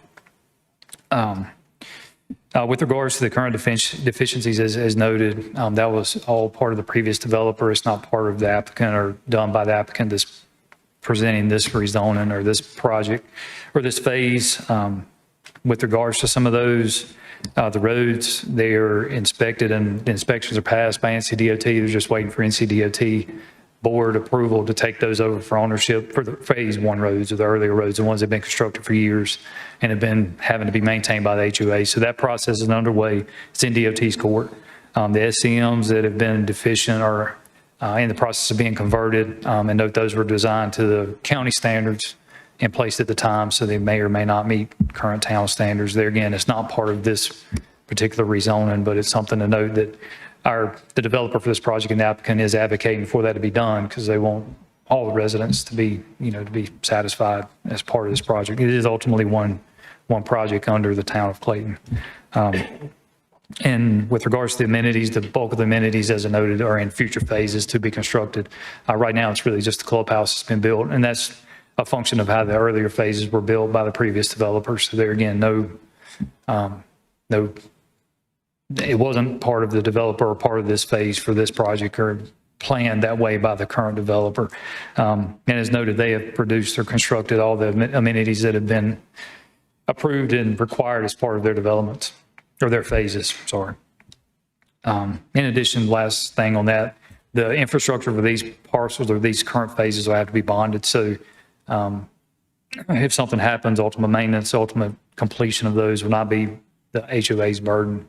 It'll be the bonding company having to pick that up. So it's a little different requirement than what was in place when this project started. When the infrastructure was built and the developer could walk away and wash his hands of it. It doesn't work that way anymore. State law has changed. So that's not done as it was then. And if y'all got any more questions, we'll be happy to answer them. Questions or comments for the applicant? Okay, thank you. All right, I'll turn it over to council for their deliberation and discussion. Mr. Casey. I have no notes on this. I'm just going to go off the cuff. I hear the community's concerns. I mean, I completely get it. There's a lot of frustrations with a growing community. I will say I kind of look at this as an opportunity, not necessarily a burden. I mean, you do have a very large builder that has the capability and capacity to do something. They own the land, so there's no questions. This isn't a due diligence where they're having under contract and they're trying to get something approved and then they can go back. So, I mean, for me personally, I feel like there's a lot of opportunity here, but there's a lot of stuff, there's a lot of unanswered questions that I still have, and some opportunity for some modifications and stuff. So, I don't know the will of the other council, but I would rather just table this, and that doesn't mean it's a yes. That doesn't mean it's a no. It just it's tabling it and giving them the opportunity and the community the opportunity to just dwell on this and think about this, because they're going to do something with it, and if we tell them no tonight, it's just going to delay till they decide something else. So I'd rather figure it out, and if it doesn't work out, it doesn't work out. If it does, it does. But that's just my 2 cents, and I'm open to hear what everybody else has to say. Thank you. Thank you, sir. Ms. Underwood? I am a little concerned. When was there a community meeting for this? Was it attended?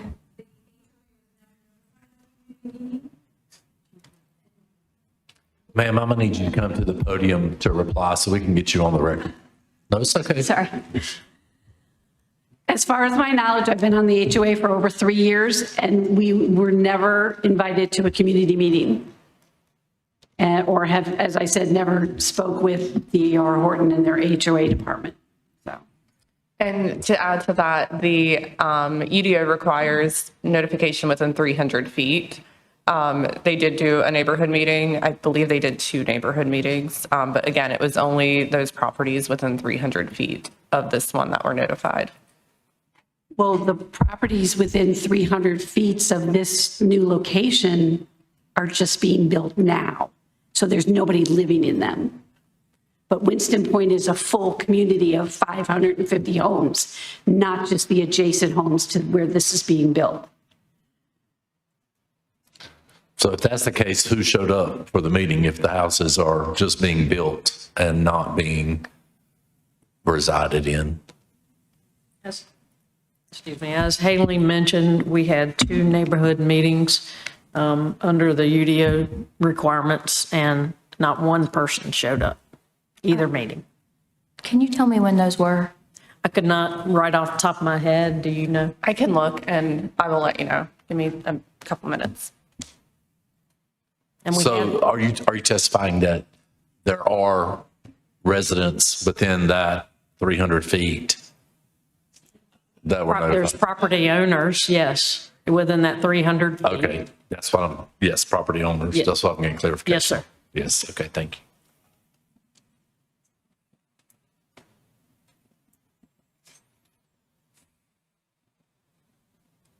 Ms. Archer. While Haley's. While Haley's looking up. She's looking that up. Okay, thank you. I had several comments that I wanted to make. And thank you so much to the public who showed up, because we very much appreciate your input as well as your emails and all of that. It's so great to see people contributing to the conversation, because these are really hard and they're very important to have. So my main angle that I'm coming at with this is support of this application. And what I'm basing that primarily on is how long of a process they have been through.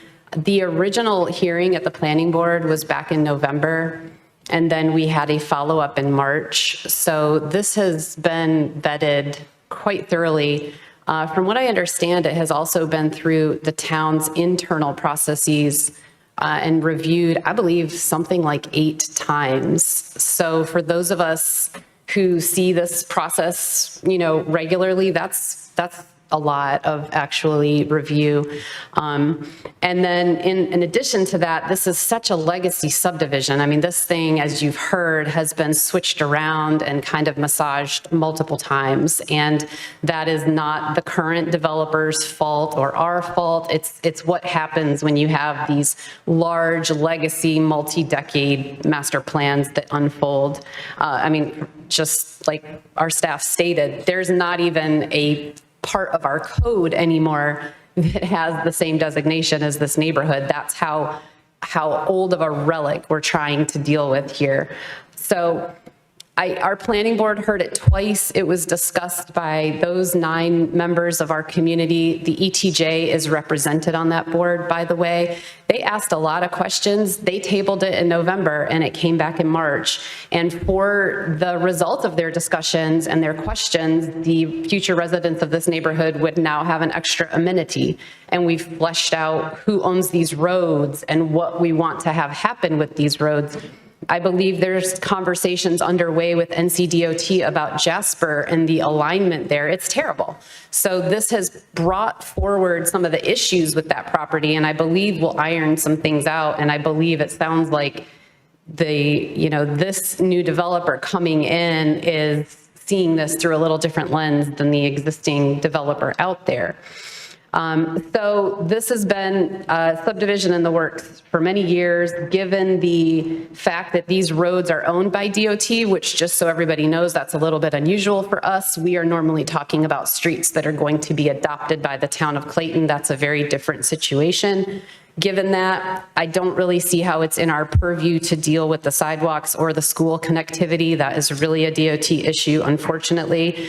I see all of that as I have yet to vote on a project like this that comes in perfect. There's always the compromises and the messiness that go along with it. I see the roads and the parking as part of that in this situation. And I also take into consideration factors that we think about for the houses that currently exist in this neighborhood. They don't have sidewalks. They have similar parking requirements. They have a lot of requirements that go through Johnston County and not the town, hence the lower parking requirements and things like that. And I know there's a tendency once people move into a neighborhood, they kind of want us to stay. They like the trees there. They don't want to see more homes. They don't want to see more cars, but this master plan has been around for a long time.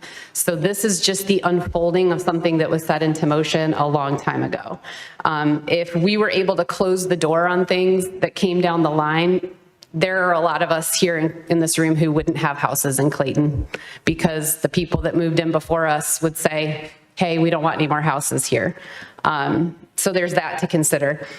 A town's comprehensive land use map is not set in stone. I was on the steering committee for our current land use map, and the day that we voted on it, the final draft of it, we said this thing is outdated and there are going to be areas of town that have to be looked at in a different light. If this master plan, if this land use plan was in effect right now, I don't think Glen Laurel would be there. There's a lot of things when you start looking at low density residential and how that's calculated and how the lot sizes shake out. So it's not a document that is set in stone, and maybe that's a good thing to run through AI later tonight and see what that has to say about that topic. As far as whether residential is better here than a church, that's one of those kind of market force considerations that you got to think about. If this parcel has been around and available for a church all this time, even though many of us would love to see that, the market forces are not at work to make that happen. So they're trying to put something here that will blend with the neighborhood. And from that sense, you do have a manufactured home park on the other side of where these townhomes would be. So it's not a far stretch to see the townhome product as a transition there between the manufactured home park and I think you mentioned the $500,000 to $600,000 homes as something as a bridge there. And as far as the density, this development as a whole is below the density that was originally approved. So this was similar to a parcel we saw in Riverwood where we approved a senior housing project, which is going to be more dense than the neighborhood around it. So sometimes when you're at a corner or you're near more of a thoroughfare, you do end up with a higher density product. And I know, we can talk all night about affordability and housing product, but the one thing that is good to see here is that they are offering a range of product type by doing this, because not everybody can afford those larger homes. So what you're doing is you're taking these amenities and this sort of lifestyle in this neighborhood and offering it to people at a different price point, which personally for me in Clayton, that's something I advocate for. I have 2 children in their 20s who I ultimately would love to live here. They're going to need a transitional product to live in with their first jobs out of college and that sort of thing. So that summarizes my comments. I'm in favor of this just for the amount of time that it's taken, and for the comments that have been made, I don't know that there's much further we can go with sidewalks, roads, parking, and building materials. Thank you. Anyone else? To circle back to Councilmember Underwood, your question about the neighborhood meeting. The first neighborhood meeting was held on November 8th, 2024.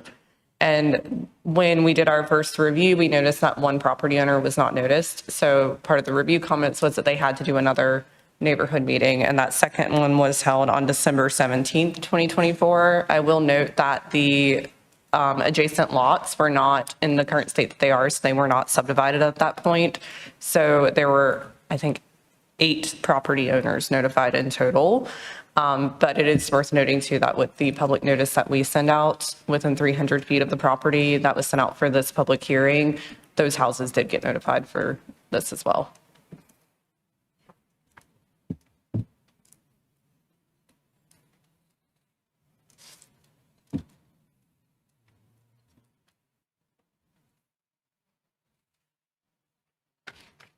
All right. Anyone else? I have one other. So I understand, again, I'm trying to look at it as an opportunity. I think the reason, I said table this is because the planning board did have quite a few comments, and I do appreciate the applicants, compromise on a few of them, but I think there's an opportunity to work through some of these other situations.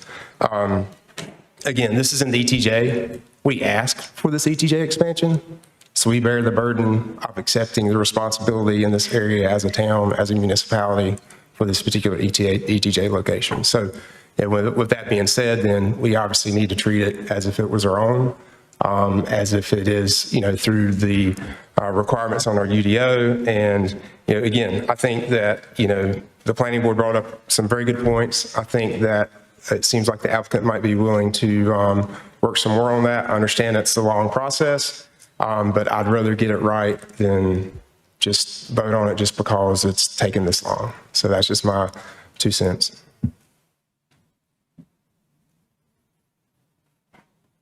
Are those, which specific points did you have in mind? With respect to the sidewalks, or is there another alternative way to, whether it's being a some sort of like path or greenway trail? I know that they had mentioned something with respect to conditionalizing the garage. We didn't really get a full answer on that.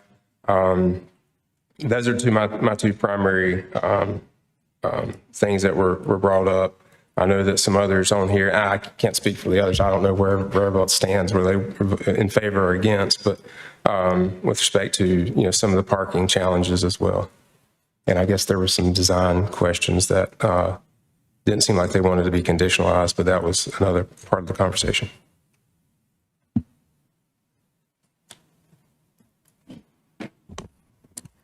Just want to take a moment to speak on this as well. I don't know what else to say. We heard from the people in the community, and yes, we do still have the issues with the parking. We talked about that tonight, what we can do. I don't know what else we can come up with. We talked about the traffic. We heard what you said about the traffic, about the pool, also about we know about the playground and the sidewalk. We talked about that as well. What else is there we can do? They've given us information about the DOT, also about the town. We heard about the walkway, whatever. What else is there that we can do at this moment? And I know it's a very difficult decision to make. We have people with these concerns, and you've been heard. We also heard the conditions of the things that they're brought back to us several times, and I'm wondering, these are my points. With the parking, they addressed the garage. They mentioned that tonight. The traffic, we heard about what was happening with that. The playground, sidewalk, those are the issues. What else can we do? So that's where I am with this. Thank you. Yes, ma'am. Thank you, both of you, for adding to that. I don't know if there were other thoughts down here, but really the only one I see on that list that was just mentioned that really I feel like we have any condition as a town we could influence is there a way to, and I'm asking the applicant if that's okay with all of you, to get something, and I don't know if it could be in writing or just a verbal statement that would be regarding having in the HOA bylaws something about maintaining that garage in such a state that it can be used for parking. I feel like that would at least help knock one of these issues off the list. Beyond that, the town really doesn't have purview over these streets.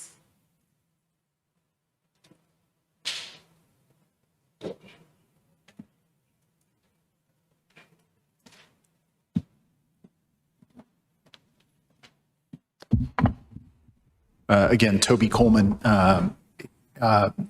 just talking with John and the DR Horton team, we are willing to make a commitment. Don't know how formal you guys need it tonight, that the HOA for the neighborhood will require that neighbors maintain, or the residents maintain the garage, sufficient space in the garage for a car.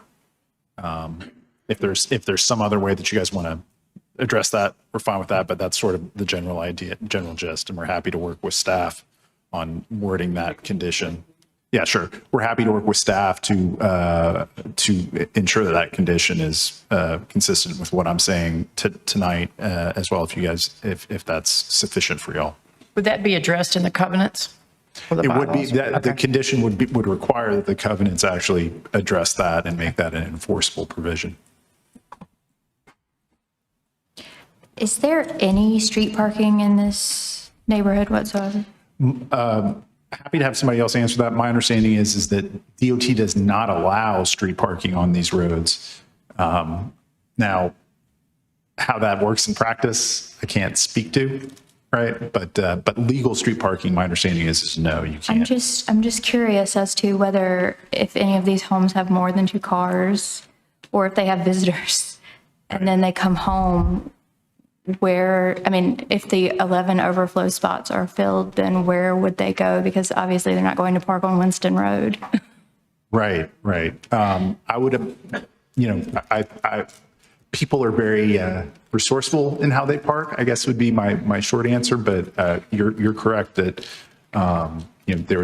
people would need to figure out a way to park if you meet all those criteria that you just laid out. Right. Well, I'm saying, here in town, there might be some alternative places, but out there it's kind of, right. There's not really the same opportunity for that. So yeah, I mean, it is in a larger master plan community. As you've heard, it sounds like there are some, I don't know the nature of the parking issues currently in the neighborhood, but there are other visitor parking areas throughout the neighborhood, some of which may not be taken up by all those park spaces be taken up. So that's one alternative. Yeah. The only thing about like the street parking, whether it is enforced or whether it is not enforced, is, what's the concern for the neighborhood when a fire truck needs to get down that street, and we've got some people that didn't plan on parking on the street, but they parked on the street, and then how's the fire truck supposed to get through there? I think that's my understanding of why DOT generally does not allow street parking. DOT is not there to enforce. Right. If my house is on fire, if my townhouse I bought from you is on fire, and the fire truck can't get there because people are parked in the street because DOT hasn't, gotten anybody there to make sure that nobody parks in the street, then where does the liability start to fall? That's a great question that I don't have an answer for you for. Okay, fair enough. Yes. So, we talk about these streets and they're DOT and not. So Main Street's a DOT street. Our main, it's not really directed at you. Oh, okay. It's just kind of talking to council. So Main Street's a DOT street in our municipality, and you can park on both sides. So I don't, again. Main Street is a thoroughfare. Yeah. That's a difference between a street and a thoroughfare. Okay, but it's managed by the DOT, so I didn't know what's. Well, actually, we, the town of Clayton, manage Main Street. Okay. Right, and the NCDOT does the maintenance, but we are public safety officials, right? But this is something that's out in the ETJ. Yeah. That we don't, we're not going to be there with the police because they're going to have to call the sheriff because they're not in the city limits. Yeah. Right? Yeah, I guess I just think about flexibility. Like I guess technically Main Street, I know there's some sort of shared agreement or something like that, but it's not technically owned by the town. So I just don't understand the flexibility with the DOT and trying to work with this applicant to try to make something work. Again, just speaking out loud, that's all. Well, I want y'all to speak quickly because it's 7:54. Well, I was going to go ahead and make a motion. I think generally, it's better when we are up here voting on something that feels like it has 100% consensus, but in this case, I don't know that that's the case, but I'm going to go ahead with what I feel based on everything we've heard and I've taken in. So I'm going to go with motion 2, which would be approval inconsistent with the 2045 comprehensive growth plan. So I make a motion to approve 2024-138-CZM Winston Point 3H, ordinance number 2026-06-03, based on inconsistency with the adopted 2045 comprehensive growth plan in that the subject site is designated on the future land use map as low-density residential, which envisions a maximum density of 3 units per acre. Phase 3H proposes 7.4 units per acre. This action is reasonable and in the public interest in that the request is compatible with surrounding land uses and it's consistent with goal LU3, encouraging a range of housing types and lot sizes that will meet the needs of various income levels, family sizes, and ages. Strategy LU 3.1.3, within larger developments, encourage higher density housing types to be located in those areas with closest proximity to services, amenities, and infrastructure. If approved, the future land use map designation of the property will be updated to high-density residential, which envisions up to 10 units per acre and potential for single-family attached residential unit types. Second. We have a motion and a second for the, Does that include, as a condition, the requirement that garages be used for parking, that it be included in the covenants and enforced by the HOA? Thank you, Attorney. Was that agreeable to the, can I just add that to my motion per what the attorney stated, or do I need to restate it? Could we get a verbal on the record at the mic, please? It is fine from the applicant's perspective just to state the garage parking condition. Thank you. Motion amended. Thank you. and a second. Second. So we have a motion and a second for the adoption of ordinance number 2026-06-03 and the consistency statement. Is there any further discussion? I mean, I just again, I just wish to table it, but I understand there's a motion on the table, on the floor. I'm willing to obviously vote, but I was hoping that we could just kind of work through this one issue with respect to the sidewalks and stuff, or some sort of greenway trail. All right, we have a motion and a second. Is there any further discussion? All in favor, say aye. Aye. And opposed? No. Okay. Ms. Williams? Thank you. So the ayes have it, and the motion is approved. Thank you.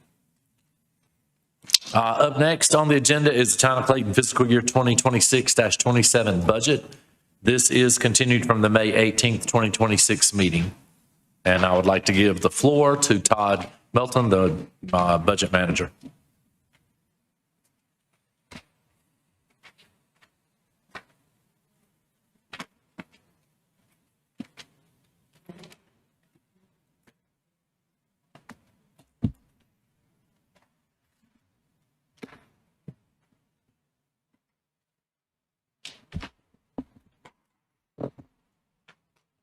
Good evening, Mayor, members of council. Todd Melton, Budget Manager. Tonight we're gathered here to talk about the continuation of the public hearing that started on May 18th for the adoption of the fiscal year 27 budget. Don't really have any changes from the numbers and sort of thing that we presented on the 18th. But we have received a few questions from a couple of you folks, and some requests to clarify some information. And so I created a few slides tonight to just address some of those things before we get back into the possibility of public comment. So there are a couple of themes, shall we say, around some of the questions that have come through. One being support services allocation. So I'm going to speak to just a little bit on that, clarify that a little bit. It's it can be viewed as a sort of a complex thing. Hopefully we'll provide some clarity tonight and talk about how we as a town adopt our budget, what the ordinance looks like, which has been sent to you folks. It's attached to the agenda as well. And we'll talk about what it means, how we adopt our budget, how we legally, at what level we legally adopting the ordinance and what that means for us. Just an update from the 18th, some things that have happened, or where we are overall. So May 13th, manager's recommended budget, a host of documents and spreadsheets and PDFs were attached to the agenda, emailed to you as members of council and mayor, and made publicly available on May 13th. May 18th was the opening of the public hearing where we presented the manager's recommended budget and opened up public comment. So we continue public comment through tonight. May 18th, we also presented some summary information for updates to the town's comprehensive list of fees. Presented that in the public hearing as well. Tonight, we're just providing just a little bit more information for the good of the order for folks out there, our citizens that may have questions, some of the similar questions that you folks have had in the past few weeks. And we have the option to adopt the budget tonight, as well as we have two ordinances available for adoption, the budget and the comprehensive list of fees. Also attached to the agenda so last time we talked about the fees, we just presented the changes, only the fees that were changed. This week, this month, attached to the agenda is that document as well as the full list of fees, how they would appear should the ordinance be adopted tonight. So a little bit about support services. Support services is basically a cost allocation, sort of an accounting thing, and it's a little bit more in the weeds than we normally get on a regular council night, but I feel like it's important. It's a thing that we do for the enterprise funds. We've done it for the enterprise funds for a number of years at this point.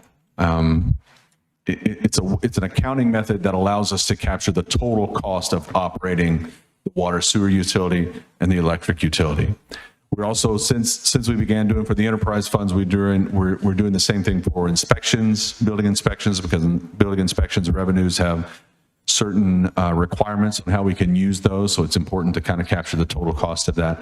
And this current year, although we're not going to talk about it as much tonight, we talked about it in a work session. We are doing it for the fire department because of the county funding, fire service funding changes kind of necessitated us to really capture the total cost of it. So what do I mean by capturing the total cost? What I mean by that is there are certain functions within the town's general fund, certain departments that provide services to other departments, right? So when we think about Parks and Rec, library, fire department, those departments provide service directly to our public, right? Those are direct costs service department, direct cost departments. But there are departments like finance, HR, IT that serve other departments in the town, right? So those are what we call support services departments.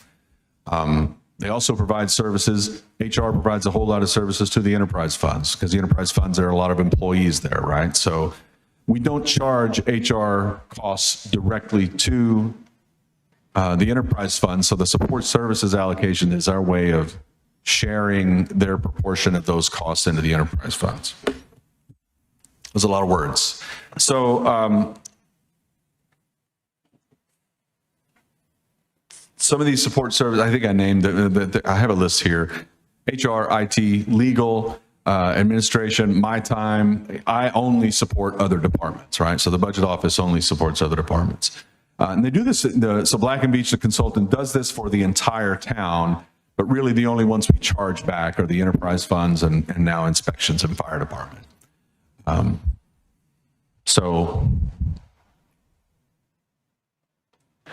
the main point about this is this allows us to, it prevents utility-related costs from being subsidized by taxpayers, right? So there aren't many taxpayers that aren't utility customers, but there are some utility customers that aren't taxpayers, some big ones. So we want to make sure that the costs are incurred by the correct population. That's what this analysis is all about. So Black & Veatch, our consultant that does the support services analysis, sent me a couple of slides to sort of help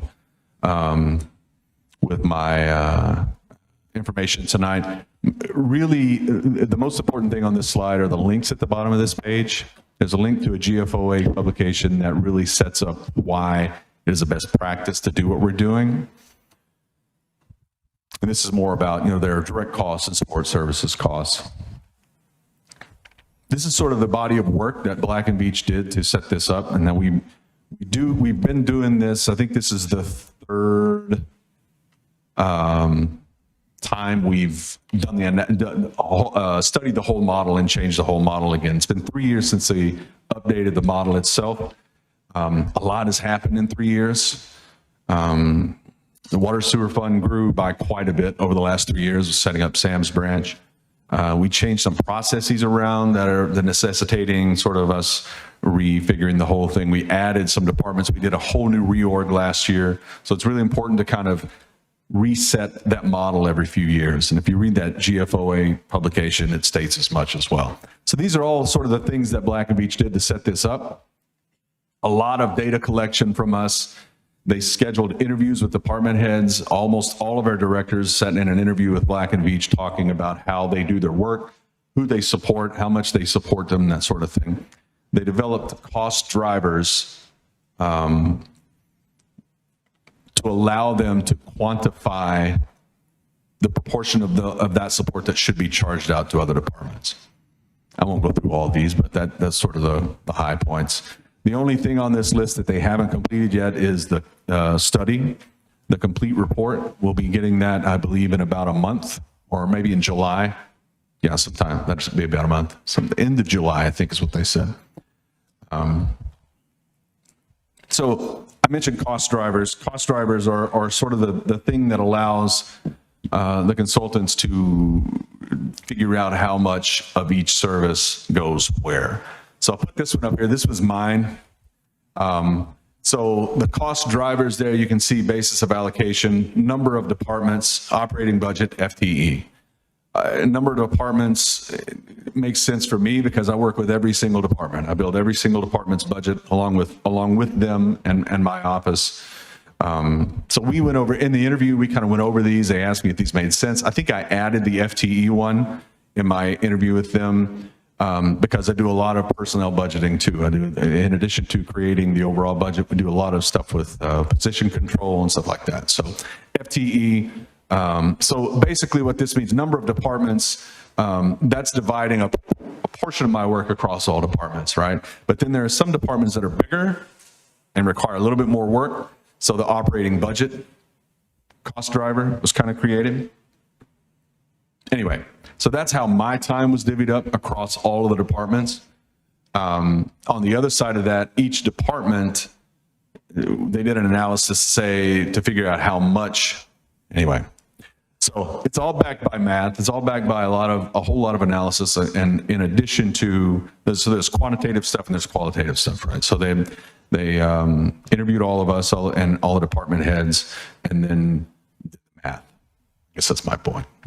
So that's kind of all I had on support services. I hope that helps and not further murkies the waters on that subject. I have a couple more slides and then I'll just take questions about any of these if anybody wants to speak up about that. The other question was sort of along the lines of budget overages, right? And departments, whether or not they were over budget, overspent. So I just want to throw a couple things up here for some better information, maybe some education on how exactly we adopt the budget and what that means. So this is a section from the ordinance that we have available to adopt tonight. It reads, the following amounts are hereby appropriated in the general fund for the operation of town government. So if you'll notice, these are all departments in this line, in this table. General government, 4.6 million. Financial services, 5.9 million. That's how we adopt departmental budgets.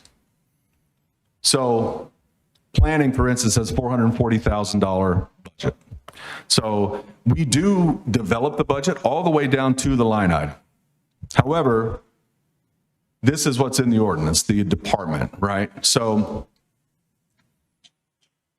planning is not over their budget until they reach an amount somewhere above 440,000.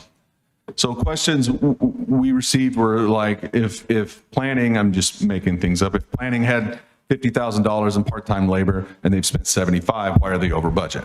Well, the answer is they're not necessarily over budget, right? We adopt at the department level because it provides some oversight by council. You folks adopt these numbers, but it also provides flexibility for our department heads, our directors, to be nimble and to make changes in spending plans as things come up throughout the year. These could be economic factors, right? We have economic downturns without warning sometimes. These could be council directives. Council may come and say, hey, we would like for you to do this study. We didn't plan for that in June of last year, but we want to do it, right? So generally speaking, if something comes up and we're like, okay, we need to spend more money than we thought here, they're probably going to reduce plans to spend in some other line item. They have that authority to do that as long as they're staying within this number here in the ordinance, right?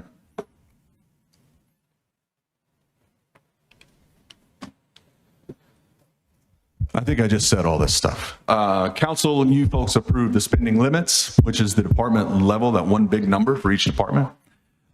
Departments are allowed to adjust spending as needs change. Things come up. See, we created this budget in April, right? Next May, things may be different. They probably will be different, right? So departments can adjust the spending as those needs change. It keeps them focused on the outcomes, keeps them focused on doing their work and not have to worry about being $100 over here and $2,000 over here, right? Yeah, I think I covered all this other stuff. Yeah, and there's still a level of accountability. Now, the enterprise funds are a little bit different. We adopt at the division level instead of the department level, but still the same thing kind of holds true. We don't adopt budgets at the line item level. We adopt them at the higher level. So in addition to that, though, we do have tools available to us, even if some department is going to be overspent. The ordinance will say, if you read the ordinance, that the budget officer, who is the town manager, has the authority to transfer funds from one department to the other to plan for things like that at the higher level, as long as the overall appropriation is not changed, and as long as we're not appropriating fund balance, that takes council action. If we're going to change the overall, so that's 62.5 million there. If we need 64, that's going to take council approval, right? You have to adopt a budget amendment for that.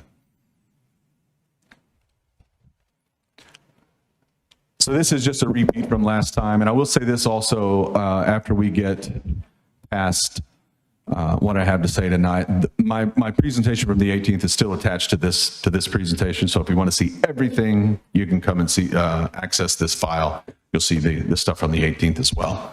This is the table that we presented last time. Numbers are still the same. That 8.6 million, that's the support services from the enterprise funds, the negative 8.6 million.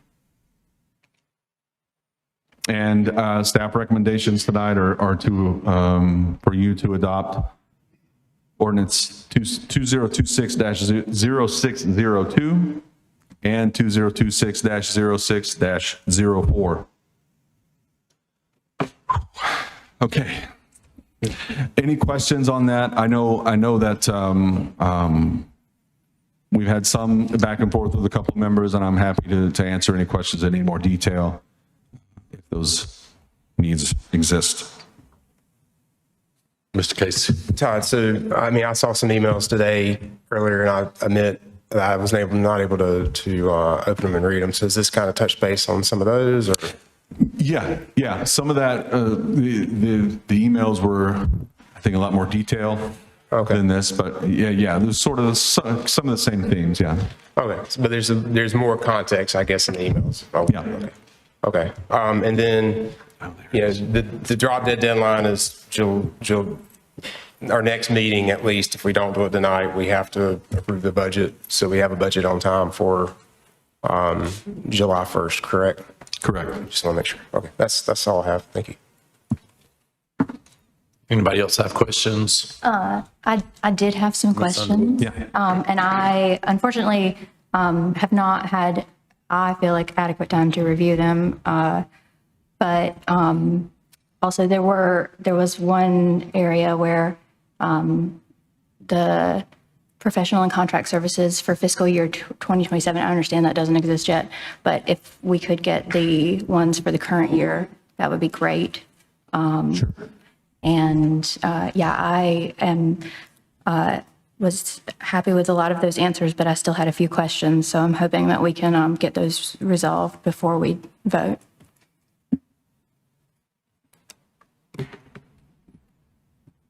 All right. Anyone else? No, I mean, Todd did a great job covering kind of the explanations there. The only one of the things I wanted to clarify too, for a transparency perspective, when we talk about being able to move, administratively move money from one department to another, for instance, that is not done without checks and balances. Todd is actually meeting with every department on a monthly basis, so we know what their needs are, what those changing needs are, where those needs have changed from just initiative A that they wanted to do is going to cost more than originally anticipated, or there's a new need that has come up throughout the year, and that's where we have to have those discussions about, is this something that we can move forward with now, or is this something that we need to look at reappropriating mid-year, or is this something that we need to consider for next fiscal year? And so in those meetings that Todd and his team has with all the departments on a regular basis, those are the conversations they're having. The quarterly reports that the monthly reports that you're provided at the second meeting of the month, that kind of gives you the running tally of where we're at month to month as we're moving through the year. Quarterly, Todd has been coming in front of you to try to give an update of where we're at. That way we can let you know our revenues tracking at the rate that we think they are. That way, if they are, we're good to go. If for some reason they're lagging, we've hopefully identified why they're lagging and whether or not that is going to be overly impactful for the overall budget by year end. Or in some cases, like sales tax has been the last few years, if they're outpacing what our anticipated estimates were, again, back in April, May, when we built the budget, there's an opportunity there to start having a conversation of, if we're going to be looking at potentially additional revenue this year, is there something that we already cut, or is there something that has come up mid-year that you would like us to try to make happen this year with those additional revenues? That's where that very deep dive that we do mid-year with the departments comes into play, because again, priorities do shift. Occasionally there are things like cost increases that we have to look at how we can address during the budget year. So trying to have those conversations early and often, again, monthly conversations that we're sitting down with each of those departments to have them trying to give you guys a snapshot monthly as well as how that's progressing, having those quarterly updates for Todd at the dais here so that you're hearing kind of that progression as we're going. And then from my perspective, there are certain things that we've done, and I'll use an example with economic development. The Economic Development Office took the lead on the property purchases that we did this past year.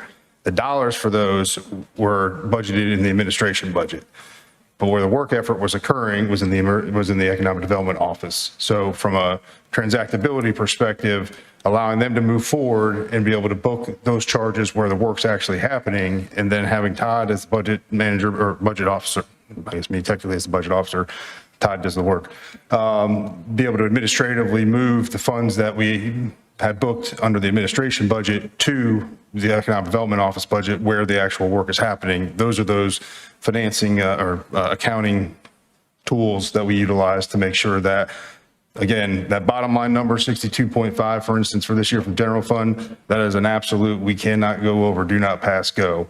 The only way to move that number is to come in front of you all and request some sort of change, which is where we come forward with those larger budget ordinance amendments. But internally, the operational portions of the budget, we do have that ability to, again, as needs change. And then, last, like I said, we do that pretty in-depth report out for the mid-year budget to let you know kind of where we're at and what major changes we've had, so that we can, land the ship by June 30th at the end of the day. So just wanted to clarify a couple of those. Awesome. Any other council members? I'd just like to say that I appreciate this clarity, and none of this to me is alarming. This is how corporations, CEOs, large municipalities of our size operate.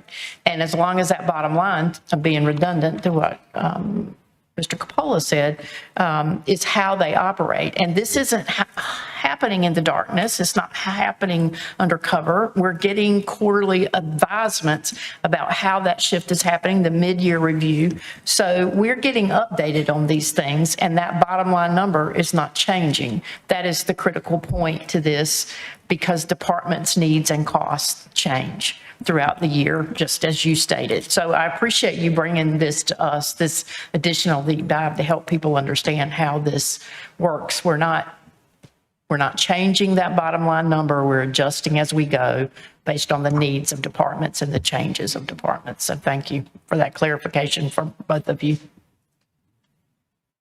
Exactly. All right. So this public hearing is still open to the public. If there's anyone here who has anything they would like to add to the public hearing, please step forward and state your name for the record.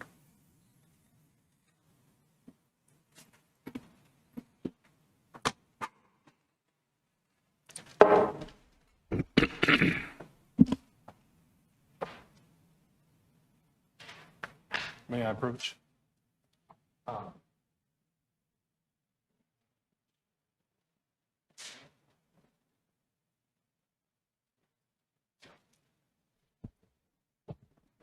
I have to say, hearing that budget 100 lesson brings back horror stories, having managed a shared services group and having to allocate those expenses among 3 factories.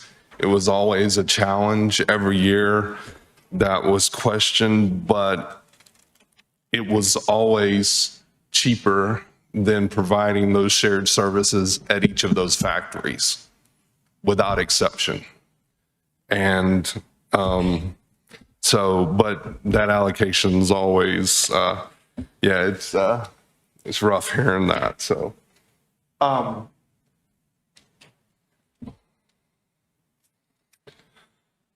good evening, Mr. Mayor, members of council, town staff. My name is Jason Carter, and I live at 904 News Ridge Drive here in Clayton. I have a jar right here. This is the current drinking water in Clayton, North Carolina. I just walked down to the Neuse River to get it about 3 hours ago. The only difference between our drinking water and this is the treatment done by Johnston County. I will leave it here as a reminder what we're talking about. Madam Clerk, I would kindly ask that you distribute the handout I prepared to those on the dais and to town staff. I would also ask that you enter it into the published minutes as presented tonight. As it will be a matter of public record, you're encouraged to spot check my numbers. I will say, though, that what is in this handout does not correspond directly with what I'm going to say to you, but the data in there is directly from town-provided resources. And when those resources are from outside the town, it is noted in there, and it's relevant to everything I'm going to be saying to you tonight. I stand before you tonight to present an alternative proposed budget. My recommendation specifically is that instead of an across-the-board 16.5% increase for water for everyone, we increase the price of water only for industrial customers outside town limits 30%. I also ask you to consider increasing their consumption-based sewer rates 10% instead of a system-wide 3% increase.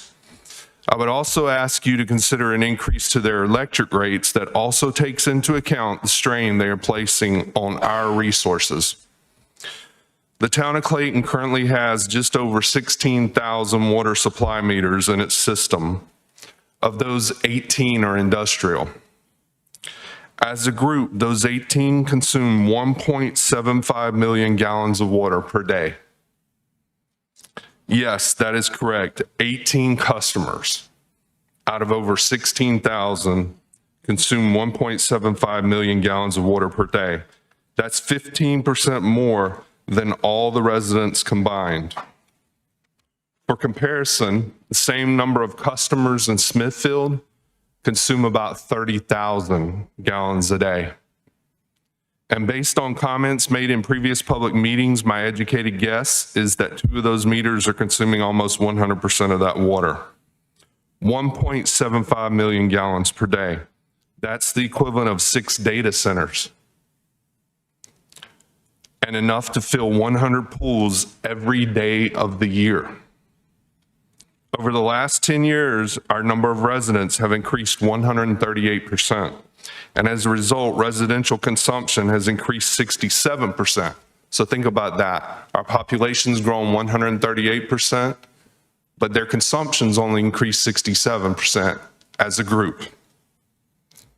Individually, those residents have reduced their rate of consumption 40% each. While with only one more industrial meter in the system, industrial consumption has increased almost 70% in that same time period. And understand that water is not for sinks and water fountains. It is a key component in the manufacturing process, whose goal is to produce income and ultimately profit. Consumption of tremendous amounts of water is the reality of this type of manufacturing, and they're aware of it. The largest of them stated in their annual report, and I quote, "Potential water scarcity at production facilities poses a risk for them in the future. Because of the facts above, it is imperative they carry more of the burden for the impact they are having in our community." And if they're mentioning it in their annual report to stockholders, it is a concern of theirs. And they specifically identify Clayton as one of those locations. The proposal is that the town apply a 30% rate increase to a single rate, non-irrigation industrial out of town. A 30% rate increase for those customers would result in a $300,000 surplus that could be used as a rebate to our most vulnerable citizens, our fixed income seniors, next year. The net impact for the industrial customers would be an increase in their collective water bills of only $1.1 million, from $9.6 million to $10.7. Just to be clear, that is if you put in the 16.5 you're talking about, and I'm asking you to consider taking that to 30. So they're already going to get the 16.5 like everyone else. Let's take them to 30 and help the citizens and keep us where we are. Considering one of those companies made almost $15 billion profit last year, I think they can afford a $1 million increase in cost of goods sold, or SG&A. At a bare minimum, please consider a 27% increase for industrial consumers. Of water. That would balance the budget without increasing rates for anyone else. As sewer utilization is tied to water use almost 1-to-1, we can assume these 2 customers are also using over 45% of our total sewer capacity. Therefore, I'm proposing we increase their sewer rates 10%. Which would provide a $400,000 surplus to be applied to capital outlays. Unfortunately, time did not allow for the same type of analysis for electricity. However, rest assured, the demand industrial customers are placing on electricity is not any different, probably even more. When citizens pay more per gallon, almost 20% more, to water their lawns than a company who uses it to make a profit, something is wrong. When residents in the ETJ pay the same rate for water that goes down their drain as industrial manufacturers do for industrial effluent, something is wrong. Now, let me be clear here. I understand there are provisions in the rate schedule that accommodate additional nutrients being put into the water, but at a base level, going into our sewer system, they are paying the same rate, residents, unless someone wants to correct me on that. You have the power to fix this. I would humbly ask that you be bold and use your powers to enact rate increases in all three utilities that put the burden on the largest consumers of our resources, not citizens. That's only fair. One other point of concern here. Sorry, give me 1 second. This is not the river water.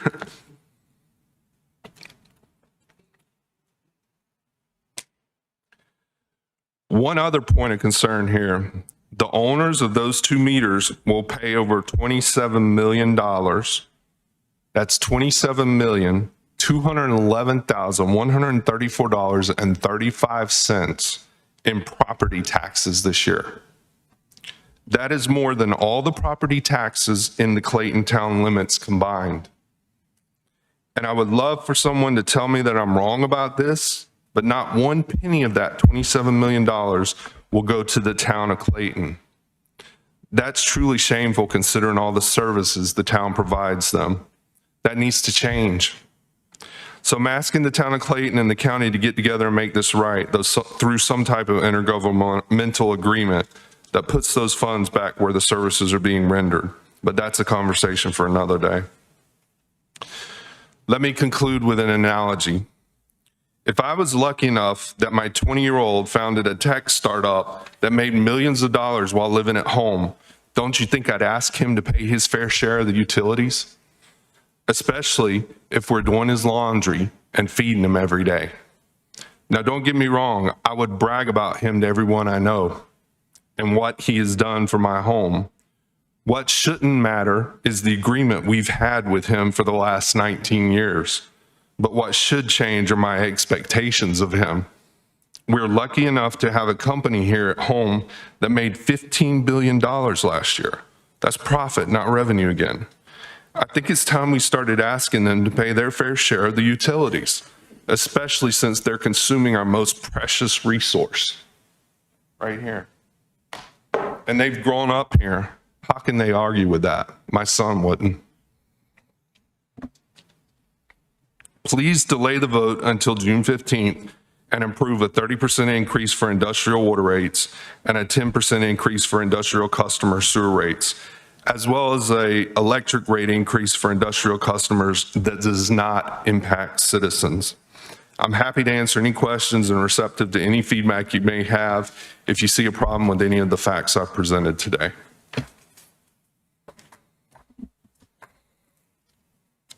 Awesome. Thank you, sir. You're welcome. So in light of that, I will be available if anyone wants to discuss offline after the meeting. I'll stay around. All right. Anyone else wish to speak on the budget? All right. No one else wishing to speak on the budget. I'll close the public hearing and I will turn to council for any additional comments. And if you don't have any comments, then we will jump down to public comment.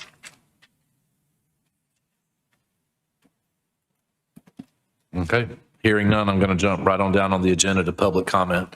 I'll now open the floor for public comment. Anyone wishing to speak, please step forward and state your name for the record.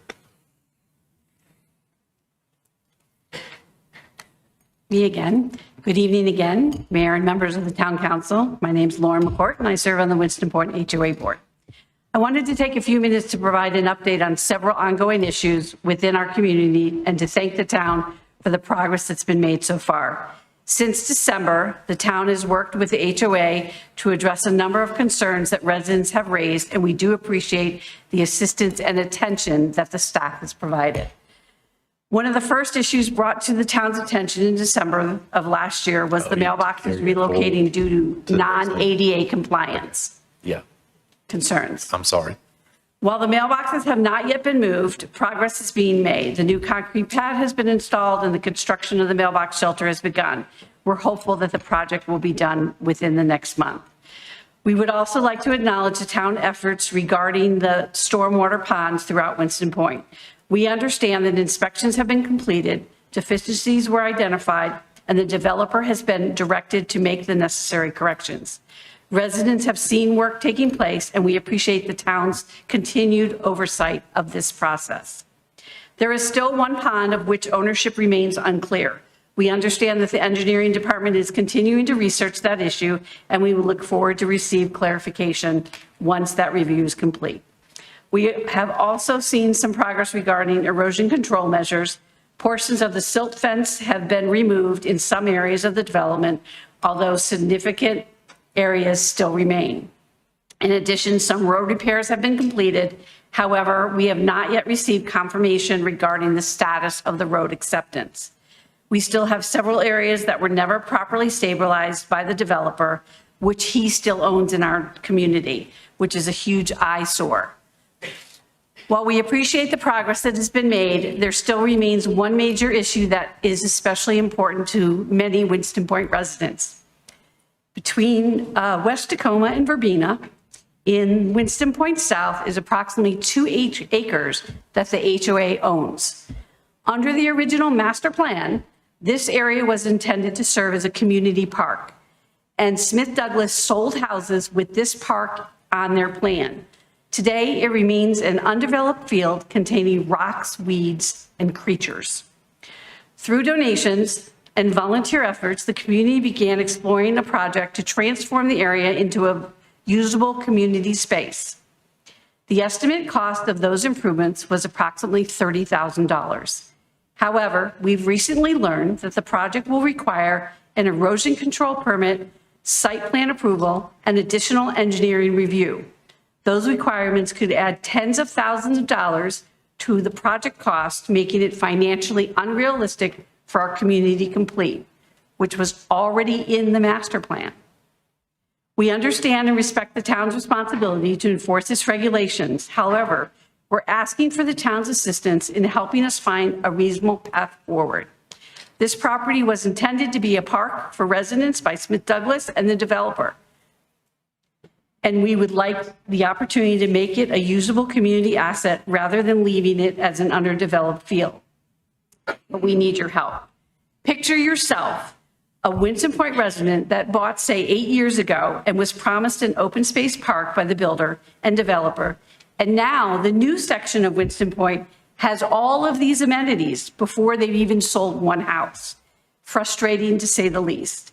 We appreciate the town's help in addressing many of the issues within Winston Point, and we hope that some spirit of cooperation can continue as we work through these remaining challenges. Thank you for your time, your service, and your continued assistance with our community. Yes, ma'am. Thank you. Anyone else wish to speak for public comment?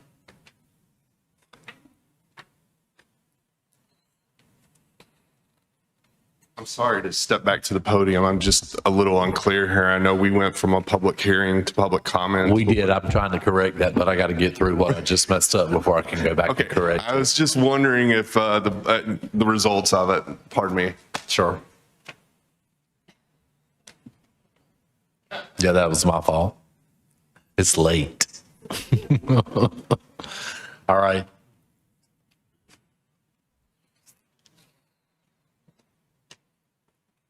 Hi, my name is Lori Noel. I live at 1805 Huntsbridge Drive.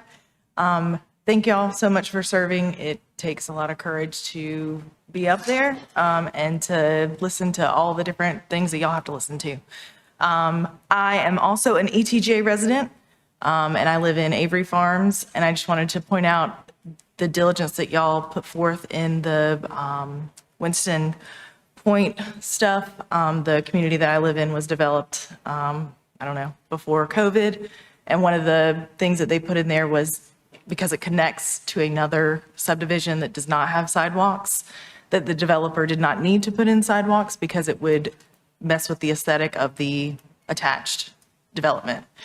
Now that I live in that development without sidewalks and with limited parking and with children, just in the future, just as my neighbor here has mentioned about holding corporations accountable, those people, you will have to hold them accountable to make the changes and bring forth the value. Because, you know, not everybody's going to be able to live in Glen Laurel. Not everybody wants to live in Glen Laurel, but, you know, I think that y'all have the opportunity to make the changes to make Clayton exactly what it can be. And I also want to shout out the newest comments that had the courage to speak up for people that don't have a voice of their own. So thank y'all. Yes, thank you. Anyone else? All right, I'm going to close public comments, and we're going to go back to the last item we at the agenda with the budget, Town of Clayton fiscal year 2026-27 budget. So what's the wishes of the council, and whatever that is, I need that in a form of a motion. I would just motion to table it till the June 15th council meeting. Second. All right, so do you want to continue to leave the public hearing open? Because I did close it, but I can leave it, we can leave it open for this next meeting, correct? You are the mayor. Right, then I think we should just leave it open. Right, so I have a motion and a second to continue this item until the June 15th meeting. All right, any further discussion? All in favor say aye. Aye. Opposed, like sign. Motion carries. Thank you. All right, now we jump to staff reports, beginning with the manager. In the interest of time, I just wanted to reiterate 2 events that we have upcoming. You heard from Amy earlier today about Square to Square this Saturday. The event technically, excuse me, is 10 a.m. to 2 p.m. Main Street will start closing about 8:30 a.m. I want to double check that with the chief. 8:30 a.m. Hope to have that back open by 3 p.m. That's always our goal, assuming we get compliance from everybody on the street. Second event, Juneteenth celebration upcoming. It's been a little bit reimagined this year. I think we talked about this a little bit at one of our previous meetings, but Saturday the 13th, it's kind of an all-day affair. Event starting at 11 a.m. Check out the website if you're interested. It's free to the public. And I'm going to look at Stephen to see if there's anything else I missed. Unless you want to come up and I'll defer my time to Stephen here, sir. Oh, Lord. Stephen Langston. I live in Bentonville, but I work for Town of Clayton, Cultural Arts Library Program Director. Thank you for this opportunity to speak, Mayor, Council, staff.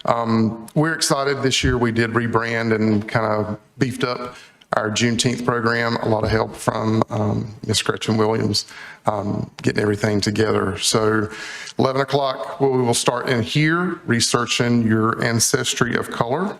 2 o'clock, we will have vendor fair out in the lobby. We have 18 vendors that are local and from the surrounding area.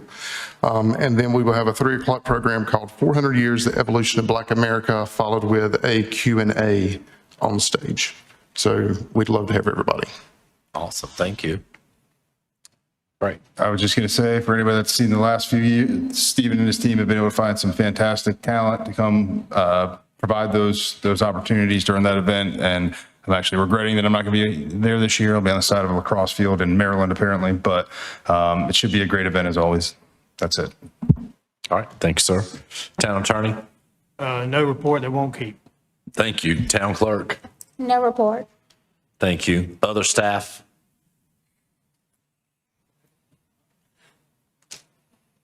I'll be quick. We agreed, Nathaniel and I, to come and give you updates on the Community Education Partners first meeting after our monthly meeting. So our most recent meeting was on May 26th.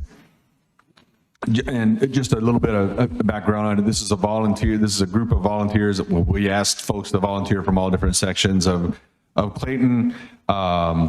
We try to get as a diverse a group as we could get together, just to come, folks that are interested in learning more about certain initiatives. The first 5 months of this project are about budget. So fourth meeting was in May. We talked about rate models. We talked about utility budgeting, utility CIP.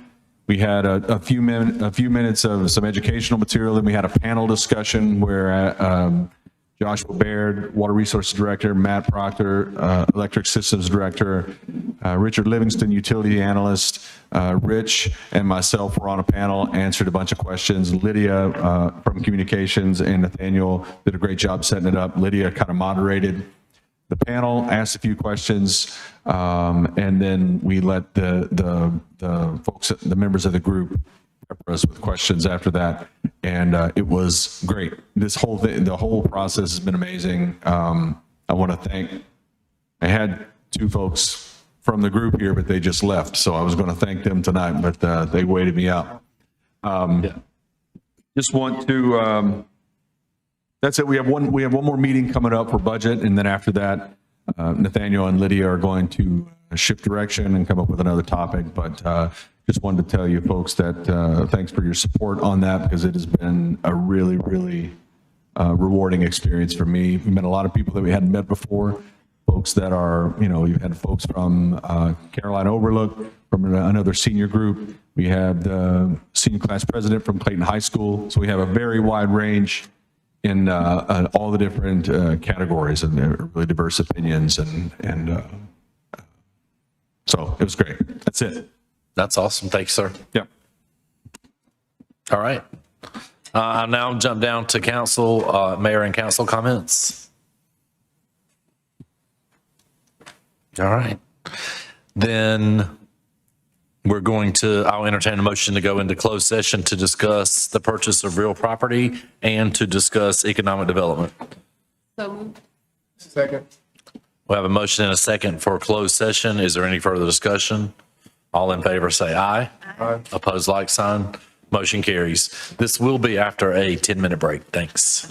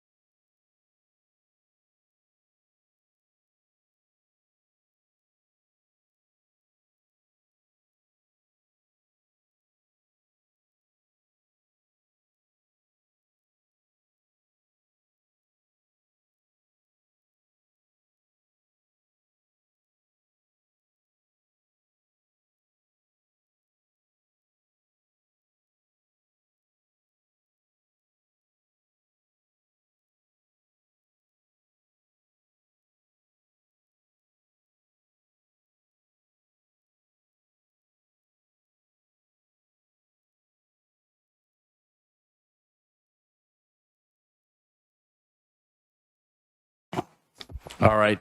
Is there any other business to come before this council? Hearing none, I'll entertain a motion to adjourn. Second. All in favor, say aye. Aye. Opposed? Motion carries. Good night. Thank you.